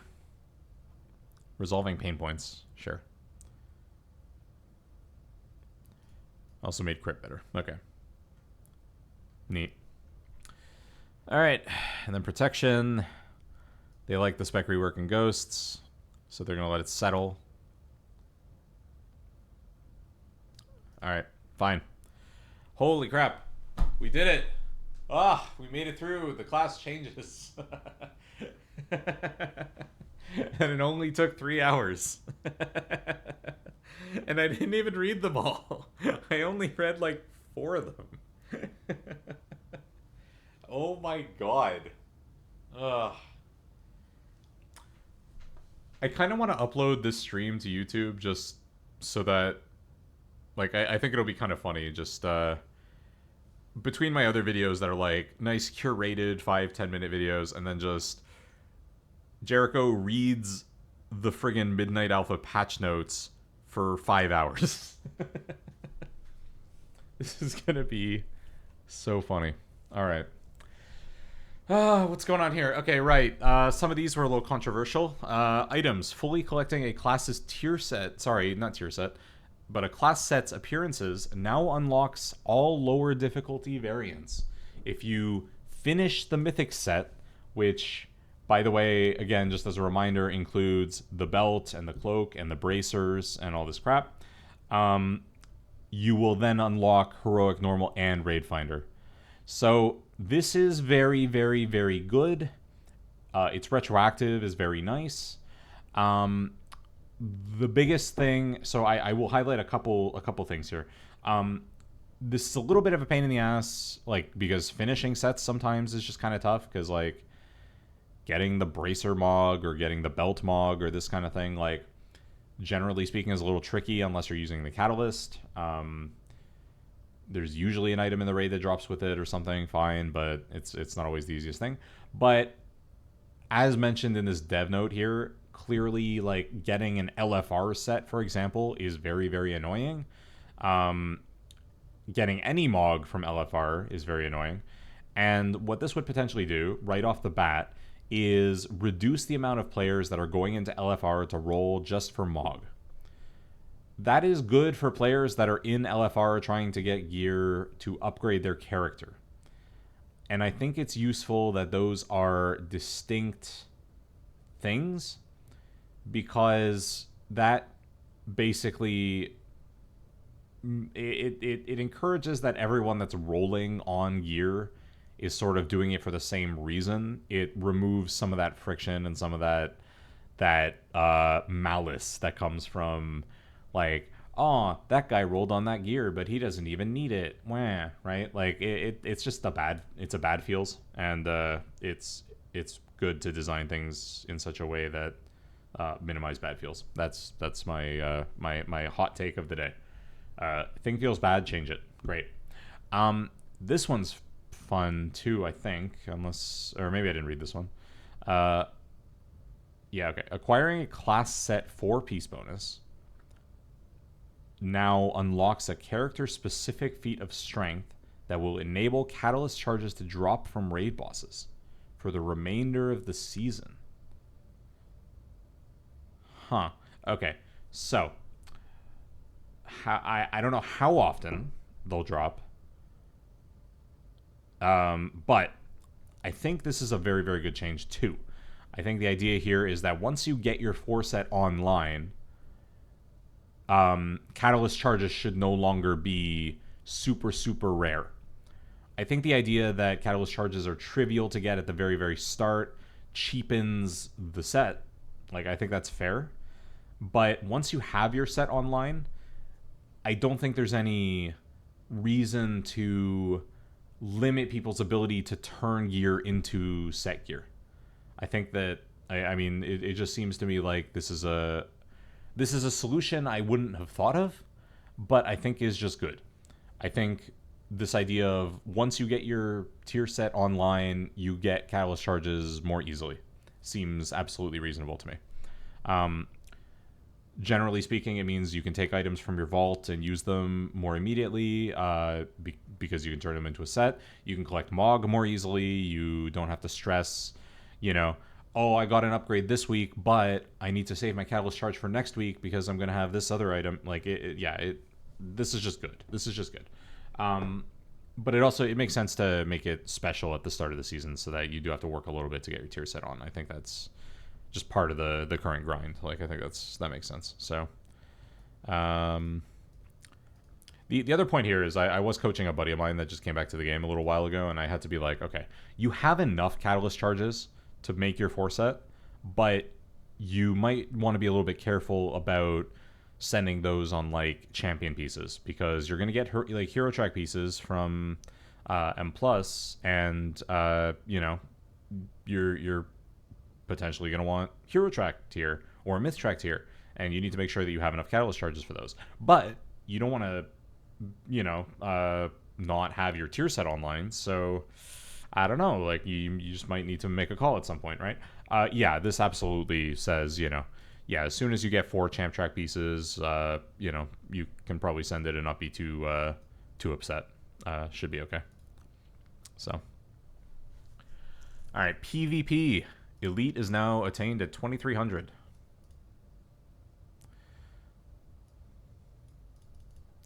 All right.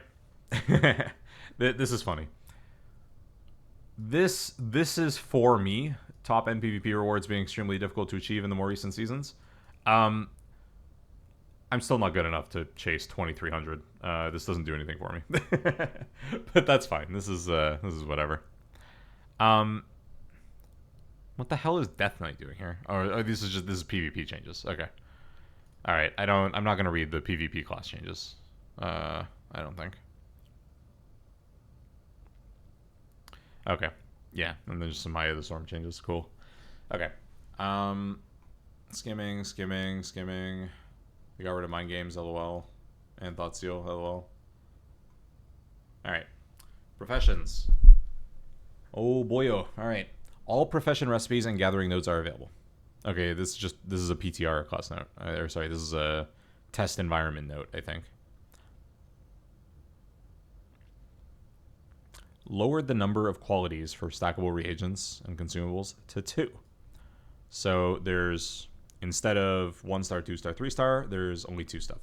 And I think that makes sense because right now, you level past the 1-star stuff, and it's really only 2 and 3-star stuff. So I think what they realized is, hey, this 1-star stuff doesn't exist anyway, so let's just get rid of it.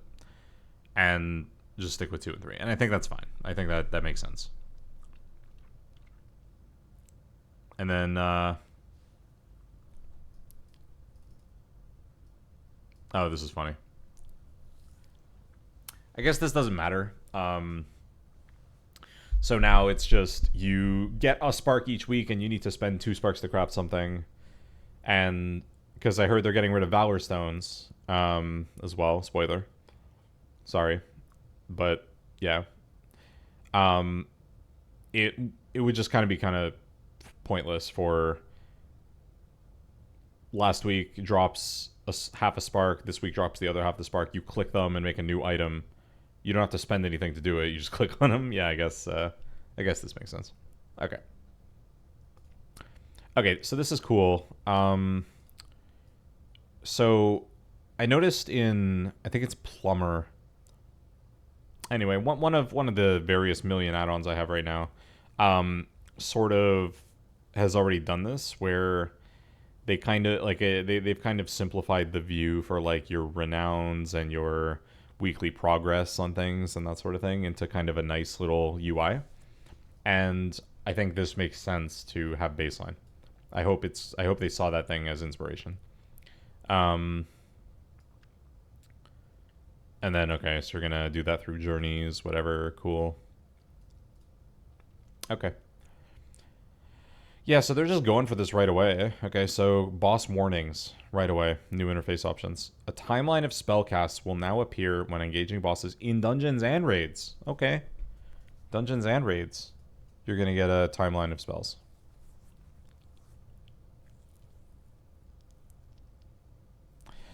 Okay, this is interesting. This is interesting. So, not a lot of players. I shouldn't say not a lot of players. Um, it's not strictly standard that every player in the game that uses boss mods uses the timeline feature. That doesn't mean that they couldn't encourage players to use the timeline feature. Um, and I'm curious what this will look like. I'm sure someone is on alpha right now and has a starting. Okay, well, I mean, I don't know. It's not fully implemented. I just need to see what this looks like. I think. I I am all for this initiative that they're trying to get rid of DBM, get rid of add-ons, get rid of weak auras, and just make the important stuff baseline. Um, I am curious to see what this will look like. Um, it could be adjusted, moved. I don't personally use the timeline, like the boss timeline, like the weak aura that puts it on a timeline, if that makes sense. Um, I sort of assume that they'll have a couple of different ways to interact with this, so that you could have like maybe a less prominent timeline, or it doesn't show up on your screen, but you still get like alerts for those abilities, maybe, right? Like maybe it's still like it still plays a sound at you, or it still like pops something up even though you don't have like the actual bar on your screen, right? I don't know. I'm a little curious what that'll look like, but we'll see. Updated nameplates. So this is just very good, obviously, if they are able to replace Plater and have all of the customization that you want, right? I should say Plater is obviously super customizable and also scriptable, so I know this isn't going to do that, but that's fine. It's not a big deal. I am looking forward to a world where Blizzard has spent a good amount of time on this, because this is the bane of my existence. This stacking nameplates situation. Um, yeah, it's just hard when you have a lot of enemies on screen, but whatever. Cooldown manager support to save multiple layouts. Right-clicking a cooldown in the cooldown settings will now give players the option to assign a sound and event type. Up to 3 alerts can be assigned to a cooldown. Personal resource display has been added. Okay, cool. Yeah, I think we're just gonna have to see. Oh, what? Let's go, dude. Let's go. You don't have to do this manually now. You just players will just be asked, "Hey, you wanna strafe instead of keyboard turn?" You always want to strafe. Change AD to strafe. That's how I play. AD is for strafing, not keyboard turning. Yeah. Okay. That's it? Was that it? Is that all the patch notes? Did we do it?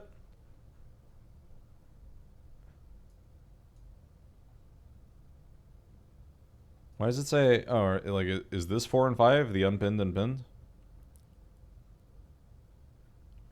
Holy crap. I think we made it to the end. That's amazing. All right. I have some other stuff that I need to go through here as well. I'm not going to let's see. I mean, what time is it? Oh boy, oh boy, oh boy, it is late. Okay. What I did want to do is I did want to like really look at some of the video coverage that some people have made for like Devour and that kind of stuff. I'm not gonna have time for that, but what I do want to do is take a look at some of the other Wowhead posts today, because I think, for example, there was this blue post about making WoW more approachable, and I think since we went through the patch notes, it's very clear that this is happening. So let's just take a quick look at this post. I don't think I'm going to have too much to comment on that I haven't already said, but I am eager to take a quick look at this. So let's see what's happening here. Yeah, okay. Combat for everyone in Midnight. Since the release of World of Warcraft, our goal has been to make a game that everyone can enjoy. Let me zoom in a little bit here so we have so we can see it. Everyone can enjoy. There are many ways to play and enjoy WoW. As there are people, we love to talk to players about how they play, what they love. Absolutely.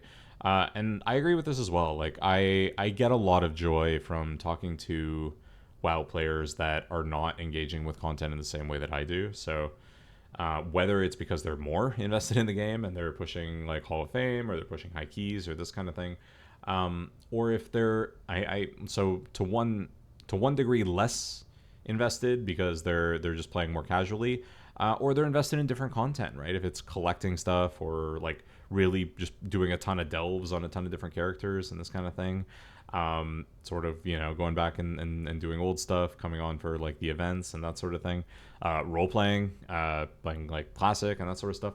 Like, there's so many different ways to enjoy WoW in current year, and I think that's important to kind of keep in context when we, as enthusiasts of the game, and ambassadors of the game to some extent, when we spend a lot of time in class discords and talking to other experienced players and this kind of thing, it's very easy to get caught up in like, oh, this is going to really hurt my personal enjoyment and my skill expression and my ability to parse and this kind of thing.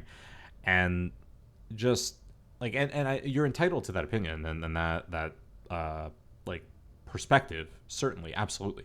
But I think it's healthy to appreciate that there's this broader community at play as well.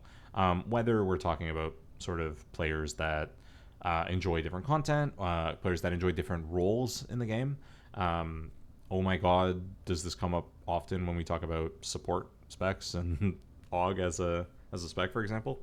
Just appreciating that people like different things, okay? Like, we need to get over that and accept that. All right, combat complexity and how it affects players. One thing that we often hear is that there's a high level of complexity in WoW's class and combat design. This is just unabashedly true. It's undeniable, and even the easiest classes in WoW have a big barrier to entry. There's no question. Classes have a lot of abilities to manage, and it can be tough to find comfortable keybinds for them. Yes, absolutely, always. During combat, there are many buffs and debuffs to track, which is critical to playing well, and it can require intense concentration. Players trying out new specs also report that talent trees can be intimidating. Yes. Even after learning the purpose of each talent, there are still subtle interactions that aren't obvious. And players often feel like they do not understand what bonuses and combinations are critical to their success. And again, it's a generalization, but it's speaking to some players often feel this, and that is absolutely correct. Like, without a doubt, this is hitting the nail on the head for those players. The complexity of the combat system impacts all types of players in different ways, and everyone faces barriers. There are challenges for new players, trying to learn the ropes for the first time, as well as for returning players who are trying to catch up. Going further, we understand these challenges make it harder to recommend WoW to friends. Yes. Anytime I've been playing WoW, like, it's just, straight basically since Legion. And my buddies haven't been. And it's very easy for me to go, yeah, I'm playing WoW. I'm finding it fun. I think this patch is really enjoyable. Should you come back? I don't know. I mean, you quit for a reason, right? And you haven't been back in a while, and there's a lot to learn. Like, oh my god, has your class changed from when you last played it? Is the game better than when you played last? It's different. There's new stuff. Like, were you planning on trying to pick up a different class? I mean, there's quite a bit you're gonna have to learn. It's a whole adventure. I mean, here's the Wowhead guide. Here's some YouTube videos. Here's the class Discord. These are the best Theory crafters, like check it out. Before you can even get to the like, oh yeah, maybe I should resub. It's just such a huge barrier, right? So I think that's like I think this whole bit is very noble. I think this is an important thing to consider when we talk about the longevity of the game and getting people back into the game that haven't played in a while, and getting and attracting new players to the game, especially more casual players, especially players that haven't played MMOs before or PC games before. Like, oh my goodness, is WoW perhaps one of the most daunting games to get into from that standpoint. So I think this is a good thing to be talking about. All right, so yeah, the complexity of the combat system impacts all types of players in different ways, and everyone faces barriers. There are challenges for new players. Blah, blah, blah. Going further, we understand these challenges make it harder to recommend WoW to friends. Players sometimes feel their more inexperienced friends need a robust guide on how to play, manage add-ons, and more to even get started. Yes. Experienced players who are eager to improve their play so they can tackle more challenging raid difficulties often don't know where to begin to get better. Yes. Without reading a guide, they might miss a subtle aspect of maxing their performance. Yes. We have heard feedback from skilled players who tell us that they have shelved some of their favorite characters because those characters' gameplay is more mechanically demanding than they have interest in. Yeah, absolutely. I mean, there are definitely specs in the game that I would sit here and go, there's no world where I'm going to spend any shred of time bothering to try and make sense of that, even if I think it's thematically cool, because oh my god, I don't have 100 hours to like learn the absolute basics. Insane. So I think, like, from a philosophy standpoint, I think they're hitting the nail on the head with this. I think what we saw from the patch notes is that they are taking a very aggressive approach to this. They're pruning a lot from a lot of specs, perhaps even most specs, and a lot of this is in service of the add-on war and debate, so to speak, but also just in service of making the game more accessible to people. So, I mean, again, like, it's going to be a big change, but they're certainly not shy about how they're approaching this. They're sort of going all the way. So, at least it seems like that, anyway. So, making WoW more approachable. With Midnight, we aim to make gameplay clearer and easier to understand so that the path to improvement is more apparent for players at every skill level while maintaining the depth of mastery that WoW offers. Okay, this maintaining the depth of mastery that WoW offers, I think, is the operative bit that people are going to cling onto and kind of go, okay, but you killed my skill expression. I don't have it anymore. I think the idea is basically that hopefully being good at your specs still matters, and being able to differentiate yourself from a less experienced player by demonstrating that you are better is something that people are still able to do. But I don't think that gap needs to be as big, especially for some specs. I don't think you need to do so much more damage to still be able to show that you're the best. There's clearly a huge middle ground at play where you can still demonstrate some mastery, but not be, but also make these specs generally more intuitive and understandable to play. I don't get a lot of satisfaction out of, I parsed well, but half of the people playing aren't even playing the right talents because they don't know that this one does, like, makes you would do way more damage than that one because it's not obvious, right? To me, that's a weird asymmetry. It's not, always, it'd be a little disingenuous to say, oh, you noticed something that no one else did, or you're smarter than them, or that kind of thing. When, like, ideally you should be able to get to these conclusions with some reasonable through line of thought. And I think that's really important, whether it's build decisions or moment-to-moment gameplay, right? All of this kind of comes into this idea that hopefully this stuff should be intuitive to some degree. Okay, so we're updating every spec with an eye towards approachability by reducing complexity and making the game more intuitive. Great. We're beginning by focusing on what makes each specialization unique and designing gameplay that matches their theme. so your character's personality and style reflect in how you play. Our goal for the most appealing visible elements of your spec. Our goal is for the most appealing visible elements of your spec to be what matter most in gameplay. This often means managing resources, tracking a few key buffs and debuffs, using ability charges strategically, and responding to important triggered effects known as procs. I think I read this at the top of the patch notes already, so that's fine. But I'm getting deja vu. That all tracks. We want to ensure that players all have necessary information to play a spec with clearly visible prompts and indicators in the user interface. This can include changing the design of complex abilities or reducing the number of buffs or debuffs that can be active, so it's easier to pick out the most essential information. Yeah. So again, just like ideally you don't have 10 different bleeds or dots on a target, you have 1 or 2 and you can manage that. And if you have procs that say or random effects that do a thing, maybe that dot doesn't need to actually show up and be visible to you if you're not making a decision around it, right? It can just do damage. And I think that's like to me as just a general idea, I think that's okay. I think that makes sense. Yeah, so we're talking about cognitive load, little brain GCDs, if you will. Yeah, okay, great. All right, what are some examples? I think we saw some examples. Let's see some more. Using abilities without needing add-ons. So we plan to design the game so all information required to use abilities with intention is available in the interface. So 2 categories of abilities are particularly tough to play without add-ons. Abilities where players rely on add-ons to calculate when to use spells. So I think I mentioned this when we were talking about Arcane. Or earlier, whatever. I talked about it at some point in the last 3.5 hours. And abilities that rely on information that's hidden in the UI. So that's another good point.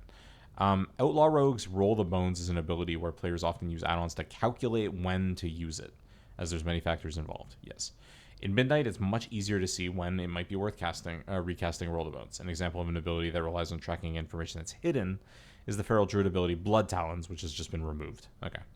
So again, we're talking about like snapshotting damage and that sort of thing. So, okay. Abilities without meaningful gameplay. All right.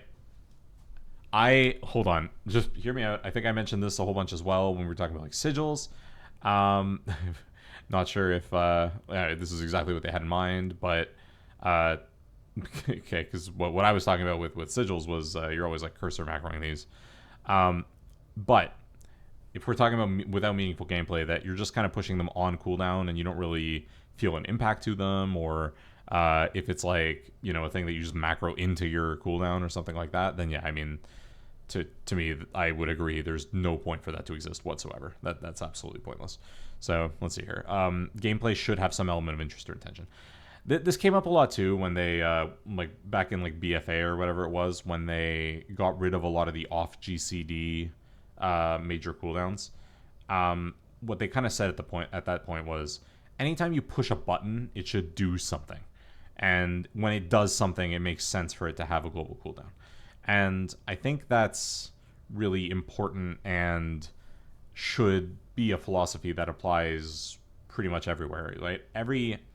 I can extend that from saying my cooldown should do something when I push it and warrant the global cooldown, to every time I push a button, it should be meaningful. It should be like clear that I'm doing something. It's not that every button has to be as strong as each other, but it should be clear that I'm doing a deliberate thing and that ability is something that my character is doing for a purpose. If it's a filler spell, it's because, you know, I maybe I don't have anything else to do and I want to try and generate resources. If it's a buffing spell, I want to make it very clear that my next spells are going to do more damage, right? Like the stuff needs to be like that. That's how you make this stuff intuitive, is by getting rid of stuff that you just push it and you don't really think about why you're pushing it, that it's just there. So yeah, we're talking about maintenance buffs. Let's see. So Assassination always uses several abilities in a rote order alongside its major cooldown. There's no choice or strategy. The challenge is mostly a dexterity and memory check. It's just hit your cooldown, then push this, and go. Yeah, I get that. That makes sense. And then Resto Druid's Efflow is an example of a simple maintenance buff.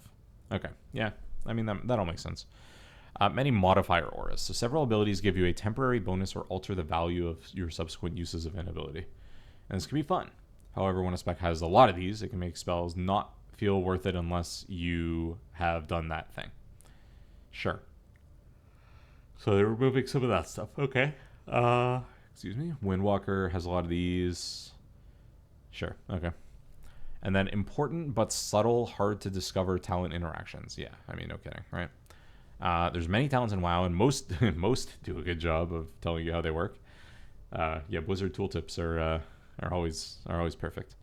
But yeah, the interactions with other talents can be interesting. I think like Herrick's add-on made it very clear that a lot of these interactions exist in such a way that would be very difficult for the average player to like piece together, right, without having just everything appear on the tooltip. And then from there, it's even more than that, right? Like, I mean, so Devastation, for example, you have Scintillation. Scintillation randomly casts Eternity Surges, and then it's like, okay, or sorry,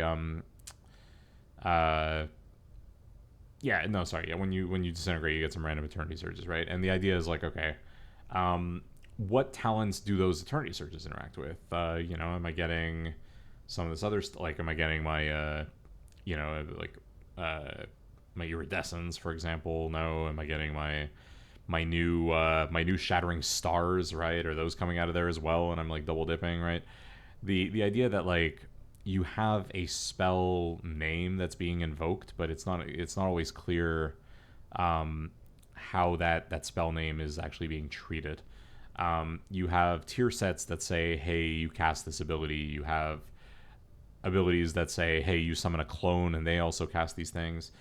Sometimes there's interactions with your base abilities when that's the case, and sometimes there aren't. And it's really, really hard to know unless you ask someone.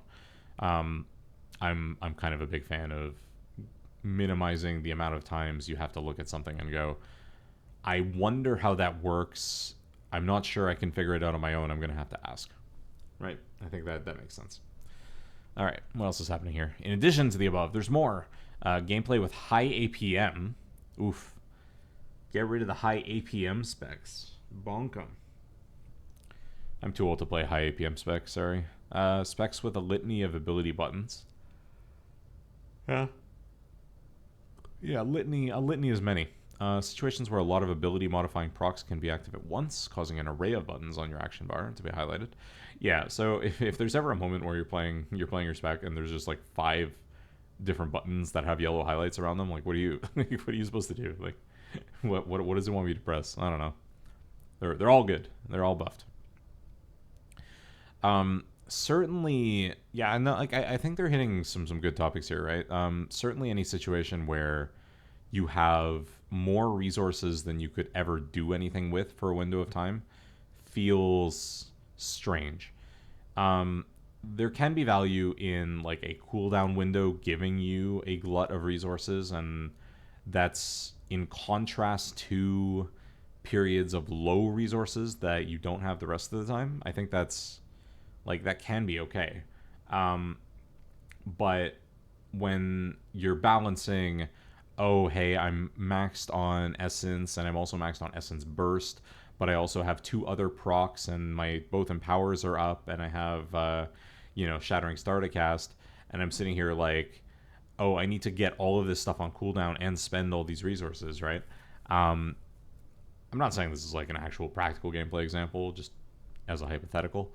Yeah, that's the sort of situation where ideally you design the rotation in such a way where that doesn't happen too often. I would say. I think that's a good idea.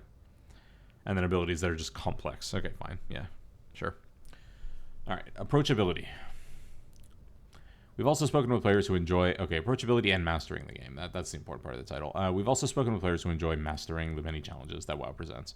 They carefully review logs, simulations, videos, and guides. Okay, so they are actually addressing the, like, quote-unquote Game 2 players, so to speak. And I won't pretend that every player who's trying to do more damage is, like, super focused on their parse. But they, like, obviously if you're in a position where you're trying to really optimize and manage your damage, you're going to be looking at your logs. You're going to be making sure that you have an optimized rotation by way of reviewing your gameplay in some way.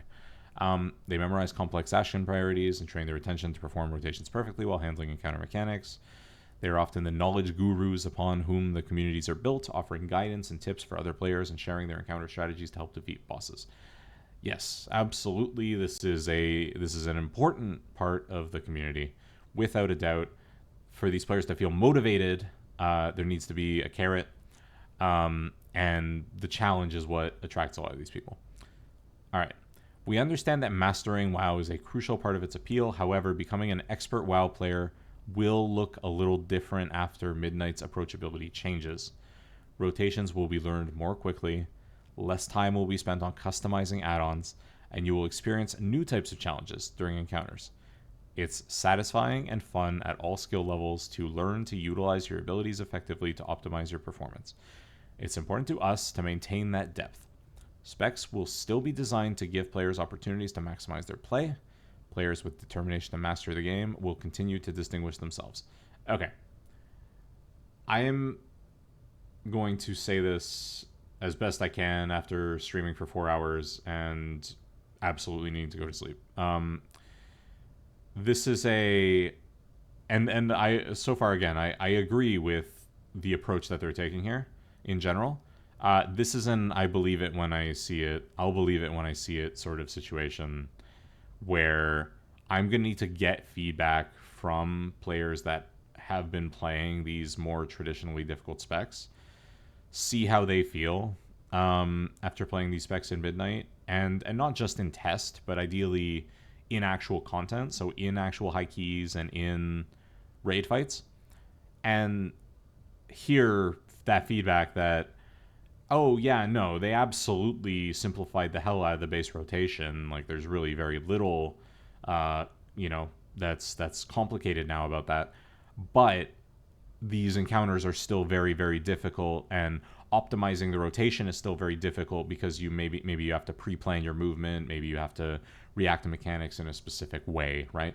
The tremendous possibility there. But what I've seen here is they've said a thing, and I think they believe it, and I hope that it's true, and I think time will tell. I think that's sort of the bottom line here. So we'll see. I'm looking forward to seeing where that goes. Looking ahead, we hope these changes open the door to World of Warcraft for more players and are another step towards WoW being a game for everyone.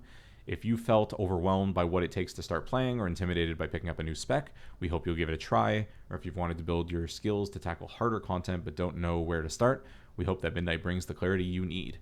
If you and a friend have wanted to play together but experienced barriers doing so, we hope that it will be easier in Midnight.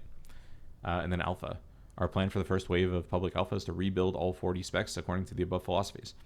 So given just how massive those patch notes were, and I'll be honest with you, I was not expecting that.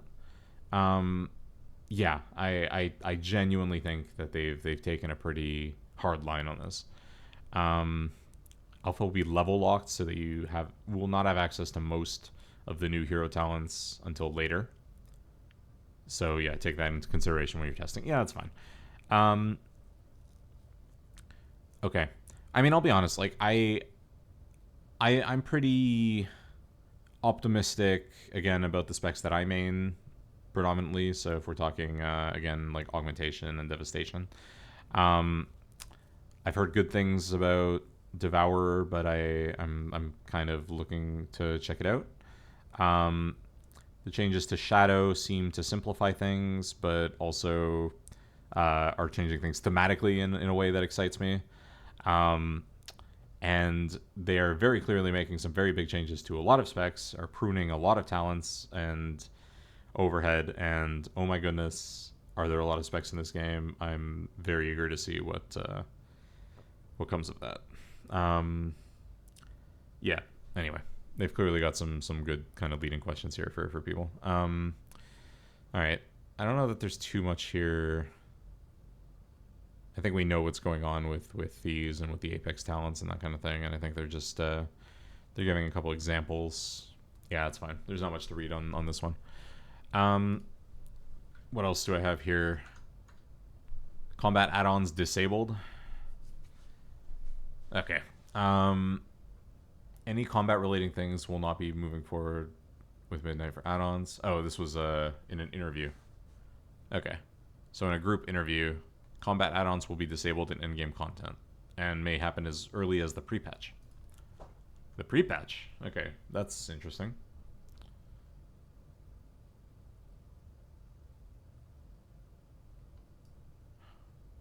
That's really interesting if they're going to do it from the pre-patch. So that you might have to do like Fractalus. Yeah. You might have to do Fractalus without weak auras during pre-patch. Okay. Okay. Yeah, maybe. Sure. Okay. All right. Given the removal of many boss mod tools, how are we planning to preserve the intended difficulty of encounters? Yeah, again, in terms of existing encounters, they're going to do a pass. Oh. The intent here is not to make raiding harder, but leveling the playing field. Yeah, sure.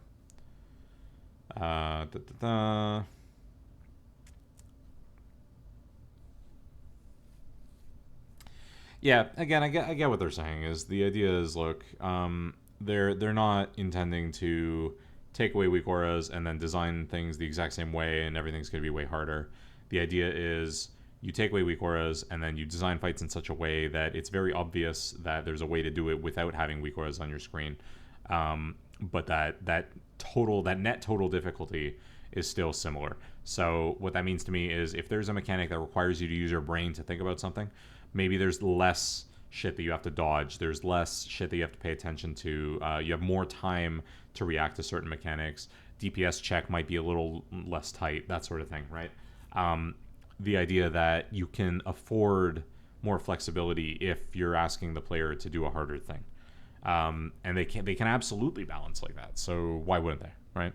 That seems fine. Again, I hope that this sort of works out in a good way for them, but we'll see. Debuffs, external tracking. Okay. Yeah, no combat related things will be available. Huh. We're also introducing, it's not necessarily part of the cooldown manager, but it'll be accessed through edit mode. We're calling it active external defensive. So you can track something like Ironbark for other team members, and that exists outside the cooldown manager. Okay, so, I mean, this is a part of most people's UI right now, if you're using Omni CD or something like that, or MRT to, like, track big raid cooldowns.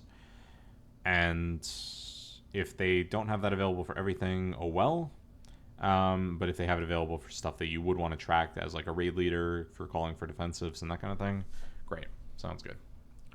No exceptions. No exceptions. No exceptions. All add-ons are banned. Yeah, I guess we'll see. I'm not sure exactly what that means, but obviously I think the point is stuff that interacts with combat in some way, for sure.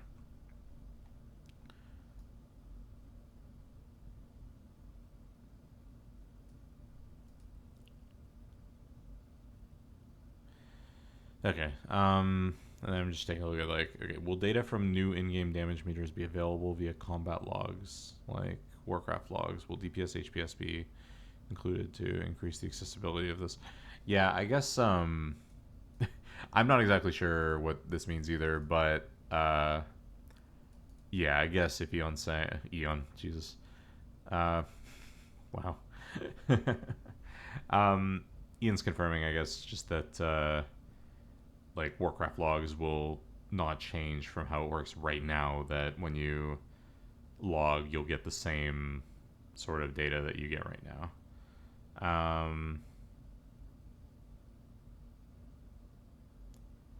Yeah, I don't have enough information about what the in-game damage meters will look like. I think the current implementation, for example, of augmentation in terms of how it hooks into damage meters and details and the in-game stuff leaves a lot to be desired.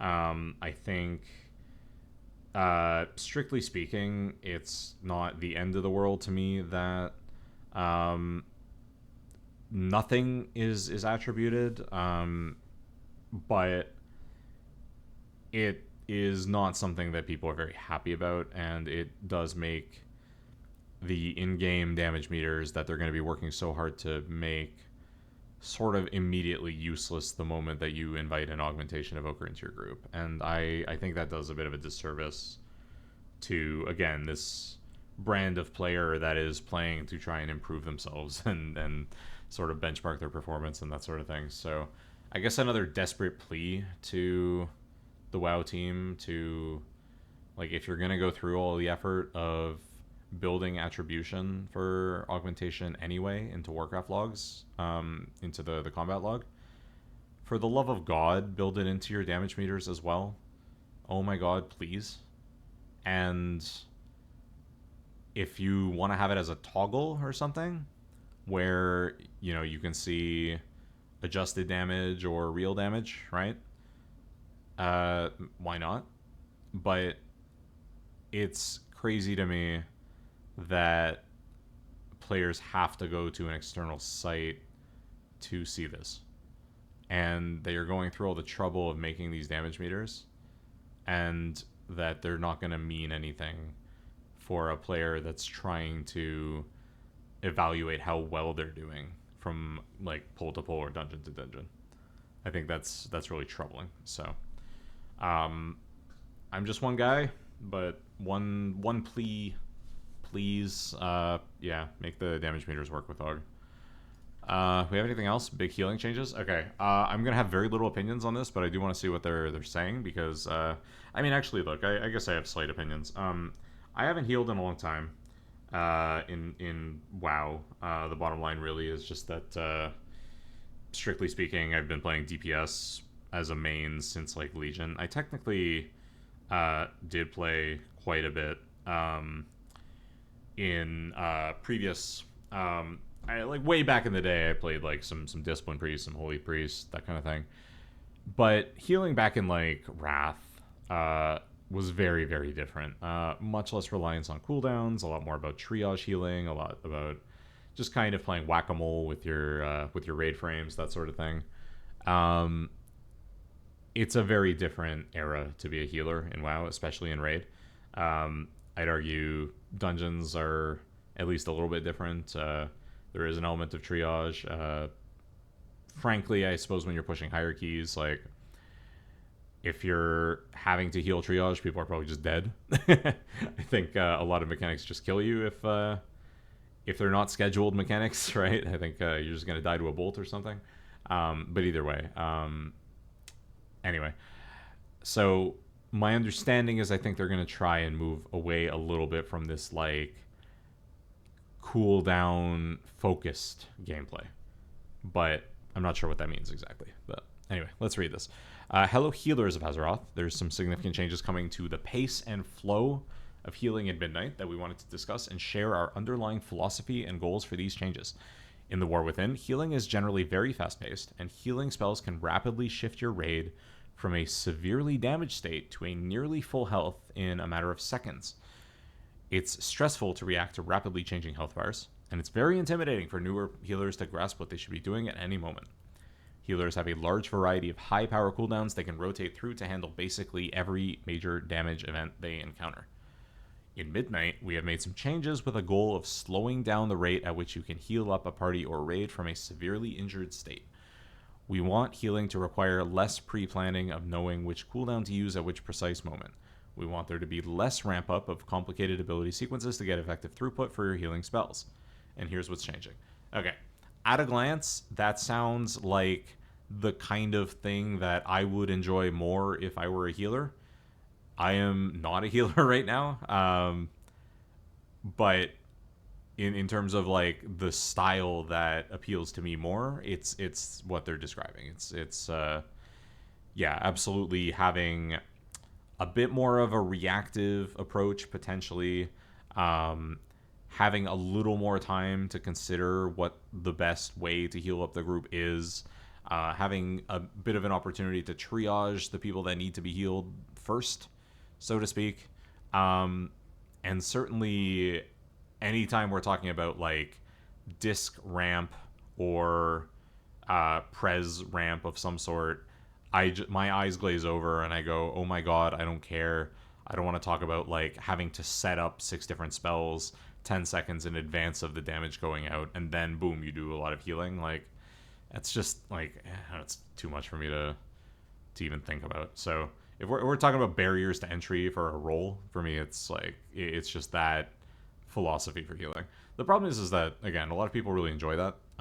There's a lot of skill mastery involved in getting good at that kind of gameplay, and obviously being able to react very quickly to some of these damage events is tremendously useful, and frankly necessary in some fights, right? So I don't want to diminish the fact that like this gameplay exists right now, as you know, I'm positive a lot of players actually do enjoy it. It's just not for me, so I can kind of see why that's changing. All right, so in terms of talent choice nodes that they're saying, several major healing cooldowns are now mutually exclusive as choices. Okay, so you don't get everything. You have to pick. Sure. Short cooldowns. Iconic buttons like Prayer of Mending, Wild Growth, or Healing Stream Totem still exist and should be potent abilities on their own. Several modifiers to these types of abilities have been adjusted, baked in, or removed. Okay. Sure. So, I'm not sure what that one's getting at. Iconic buttons still exist and should be potent abilities. Okay. We kept these. Fine. Okay. I don't know if they're focusing on the modifiers piece, but whatever. That's okay. Consistency. Core healing spells like Chain Heal or Flash Heal have significantly fewer temporary modifiers that greatly increase their power. Okay, so again, just this idea of like you have a proc that makes Flash Heal better, but it's still one of your core healing spells, so you feel bad when you're pushing it without the buff. So what they're gonna do is just get rid of a lot of those buffs and just make it so that like just pushing Flash Heal is just good. Like I think it's fine. Or well, like again, like there is probably a mastery element to it, but I don't know. I think that's fine. We want to shift your focus away from rotating through several high power cooldowns to selecting the right spells for the right situations. I think the idea being, again, like, and this is an oversimplification, but probably relatively accurate. You get to a fight, you make the Viserio spreadsheet or whatever, where you just go, okay, boss does this, healer pushes this cooldown. For this mechanic, this healer is going to push this cooldown. For this mechanic, this healer is going to push this cooldown. And as long as you cycle through them, you're going to survive, and no one is going to die to unavoidable damage. Yeah, I mean, I don't know. I would be surprised if we reach a world in Midnight where that's not the case, where you don't still generally assign stuff for specific moments. I'd be surprised if it is just like, yeah, actually, damage is like super random now, so you kind of just free for all your cooldowns, right? The idea is really like cooldown scheduling is important and useful because it means that you have sort of good coverage for dangerous moments, and you don't run into a situation where you're stacking them, stacking cooldowns unnecessarily, right? So, anyway, cool. There's a lot of changes. Yeah, there are. There's a lot of changes. What healing spells feel like they don't ever have a situation? Are there any that you feel like have a bunch of specific criteria? How does Midnight feel? Great. Okay. Do I have any more? Valor Stones are removed. Yes. Bless. Holy crap. Talk about a useless currency. Talk about a complete waste of time. Valor Stones have to be the most annoying thing in the game that has stayed around the longest. They have been so stubborn about this, and I genuinely don't see a point. When I'm on my main, I always have enough Valor Stones at every given moment. It's never an issue. When I'm on an alt, generally speaking, I'm doing a bunch of content and I'm getting gear and I'm getting crests. and inevitably I will hit a moment where I just happen to want to upgrade a few more things than the game wants me to, and it goes, whoa, hold on, slow, like, slow your roll, hold your horses. You haven't farmed enough valor stones for that. But excuse me, I have the crests I need. I did a whole bunch of dungeons before. Oh, well, I mean, that's great, but what you really need are valor stones. And you can get valor stones anywhere. It doesn't matter. It doesn't have to be difficult content. You can do quests. You can friggin' I don't know, like kill some rares or some LFR bosses or something, or do uh like turn in some renowned stuff. Who knows? Like do some delves. There's plenty of different ways to get valor stones. Okay, but none of that is like something that I want to be farming to progress my character, right? The idea is like, okay, I am doing difficult content and I'm getting crests and I'm getting upgrades and that kind of stuff, and you get some valor stones along the way, but you don't necessarily get enough to upgrade at the pace that you're getting the crests. So up until now and at this point, especially on alts, it's just a thing that's sitting there to waste your time, saying, hey, you haven't done enough side content to deserve to upgrade your gear. You've earned crests, great, good for you. You've done difficult content. You still don't deserve to upgrade your gear because you haven't earned enough of this arbitrary currency from random activities. Oh my god, what a pointless system. Surely it's fine to let someone upgrade their gear if they have spent some time in content that earns crests. Surely that's not a problem, right? It is just baffling to me because, like, obviously this is an engagement thing. Like, it's a, oh hey, yeah, we need this other currency because we need players to like spend a little more time doing stuff. It doesn't serve any other purpose. It's absolutely exhausting that it took this long. And oh my goodness, at least they got there. Like, that's that's sort of all I can say. Yeah, and right, the idea is sure, right? Like, right, Kyle. I mean, the thing is I I guess to that point, like, I don't know that there's an immense need to have players always engaging with world content for the purpose of upgrading their gear. I think I value being able to upgrade gear from doing challenging content, group content, maybe delves, that sort of thing. Like, I think that makes a lot of sense. Um, Buns, I am 4 hours into this stream. Do you understand that it's been it's been a good minute here? we're, we're we're going to bed soon. This has been a hell of a hell of a thing.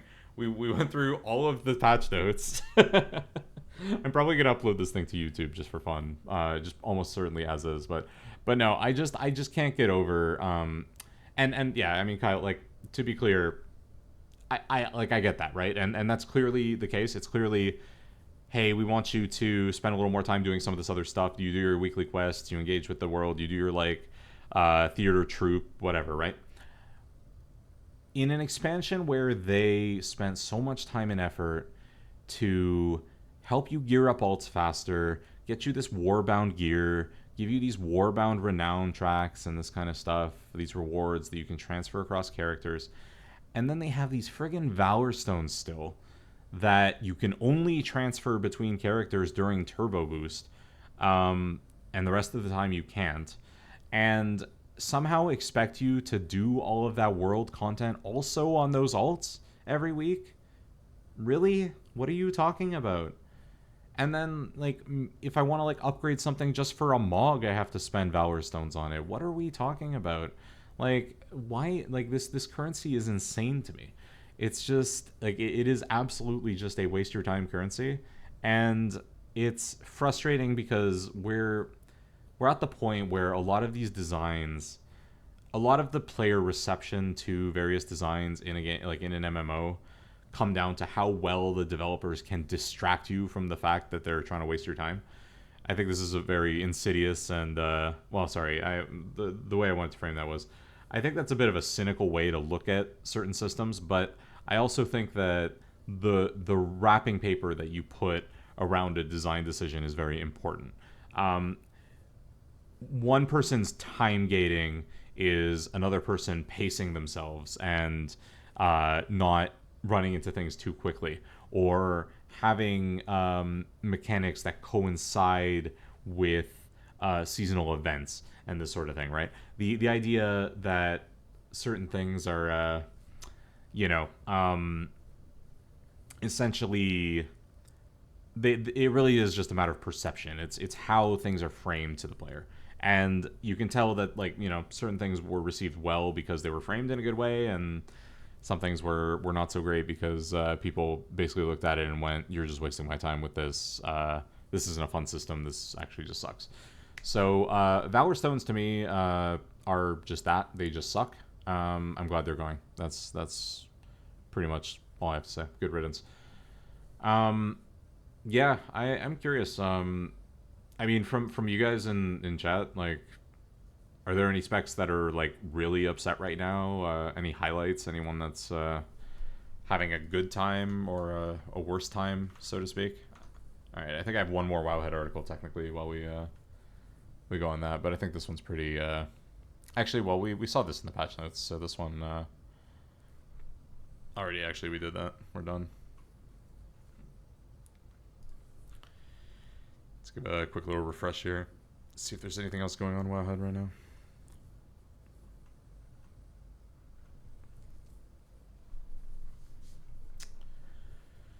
That's crazy. Yeah.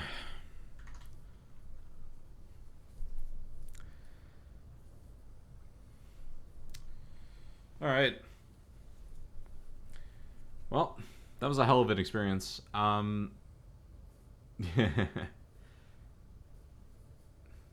Yeah. How are the Shadow players vibing?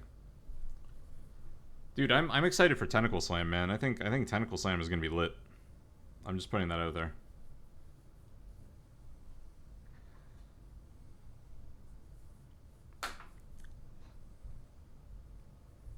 I am excited for Tentacle Slam. I guess some of you have actually seen some of this stuff on alpha yet. I haven't seen any alpha gameplay really. Just read through all the patch notes, and I'm about to go to bed, and then probably not see anything until like tomorrow night or even the weekend maybe, because we have raid. So I'll be really pacing myself on a lot of the actual sort of alpha content, but should be fun. Hopefully get in there on alpha sooner than later. Should eventually, but probably not in the first wave. Yeah, no. Look, this is a lot more than I expected from the class changes in the patch notes. There's clearly some, like, in terms of like the system stuff that's changing, or even like more the box features, and yeah, new spec, new race, new playable race, right? All this stuff, yeah. But this is an insane amount of class changes that are coming across the board. Clearly, a ton of pruning, a lot of simplifying things. Clearly coinciding both with this philosophy of approachability, but also this philosophy of making sure that things can be tracked without weak auras and other add-ons and that sort of thing. Yeah, Kyle, to your point, in terms of like the War Within changes, yeah, it's very clear that they have been working hard on these midnight changes for a long time now. There's no way, like, this is not a recent development. This is clearly something that they've been working on for a while, right? And it's pretty sweeping and pretty massive. And we're not getting like a big new borrowed power system or anything, right? Like, obviously we're getting a couple new hero talents. We're getting the Apex talents, right, which are just, again, just more talents, right? Everything really is just self-contained in the existing talent tree system. And all of the reworks accompanying this sort of newfound philosophy around keeping things accessible and approachable and interesting. So, um, yeah, long story short, very cautiously optimistic, I think is the best way to put it. I am very cautiously optimistic about the evoker changes, especially. Augmentation, again, they've essentially made some changes that I think are very reasonable to help with the approachability for raid. I think that's been an important part of the discourse, and I think is something that they're at least trying. The devastation changes are interesting. I can't wait to try it. Um, I can't wait to actually have a chance when I'm not dead tired to take a look at Devour Demon Hunter. I think I'm going to enjoy playing that spec from what I've seen, but I haven't seen very much. So that should be fun as well. And then at some point, depending on when we get alpha and how much we can play on alpha, there's very clearly going to be some other specs that I'm going to want to check out. Let me just see a quick thing here about this comment.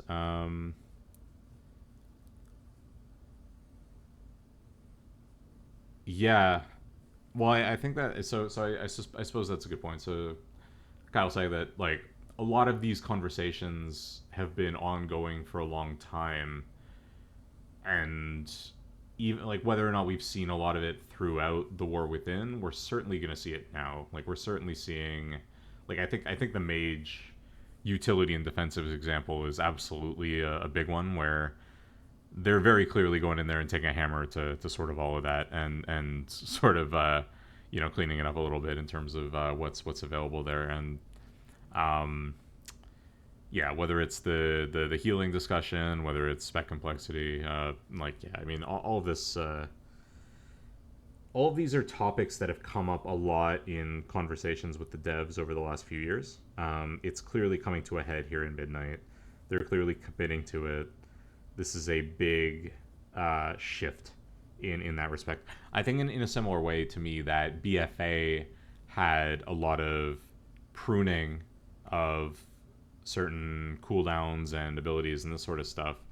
And that was sort of a big moment. This is also obviously a very big moment for the game where realistically every spec in the game is getting a pretty like material rework in some way. Frankly, I would say that AUG, even with the pretty drastic change with Ebonmite, is probably on the lower end of changes. Like it more or less like it might have gotten some of the least changes from some of the other specs. Even though, frankly, that is a pretty massive change to how Ebonmite works. Fundamentally, it's still kind of the same spec, right? So there's very little like that's changed in that sense. And then Devastation, I think they made it pretty clear in their note that they basically said, yeah, this is already like a reasonably accessible and approachable spec, so we don't want to change too much. But getting rid of Shattering Star and Firestorm as castable abilities, big, absolutely.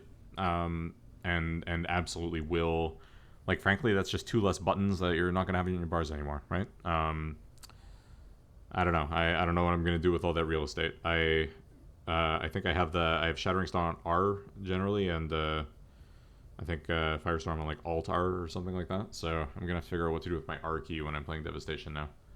We'll figure something out. Maybe just a macro that like talks like a pirate. It was R. Who knows? Anyway, all right. So this has been a very hectic and crazy week. I will likely. I think I'm gonna leave it there for the stream for tonight. What a crazy opportunity to go through all of these patch notes and see what the heck is going on. Wow. I am surprised. I did not expect to see this much in terms of notes and changes. They're clearly committing a lot. This is very big. I've got we have progression rate tomorrow, so I'll probably stream that as well. I will probably try and find a point to upload this thing to YouTube, just because I think it'll be very funny to be able to go back and just hear some like obnoxious rambling for 4 hours about everything and nothing, and should be very fun. For those of you like now maybe watching or listening to this on YouTube, hope you had fun. And yeah, other than that, I guess I'll see you when I see you. So have a good one, everyone. As always, you can find me in my my Discord, and find me on Twitter, YouTube, Twitch, the good old Jericho.com website that I updated to make it a little more easy to navigate. All the good stuff. So I think we'll leave it there. Have a good night. Take it easy, everyone. Have a good one.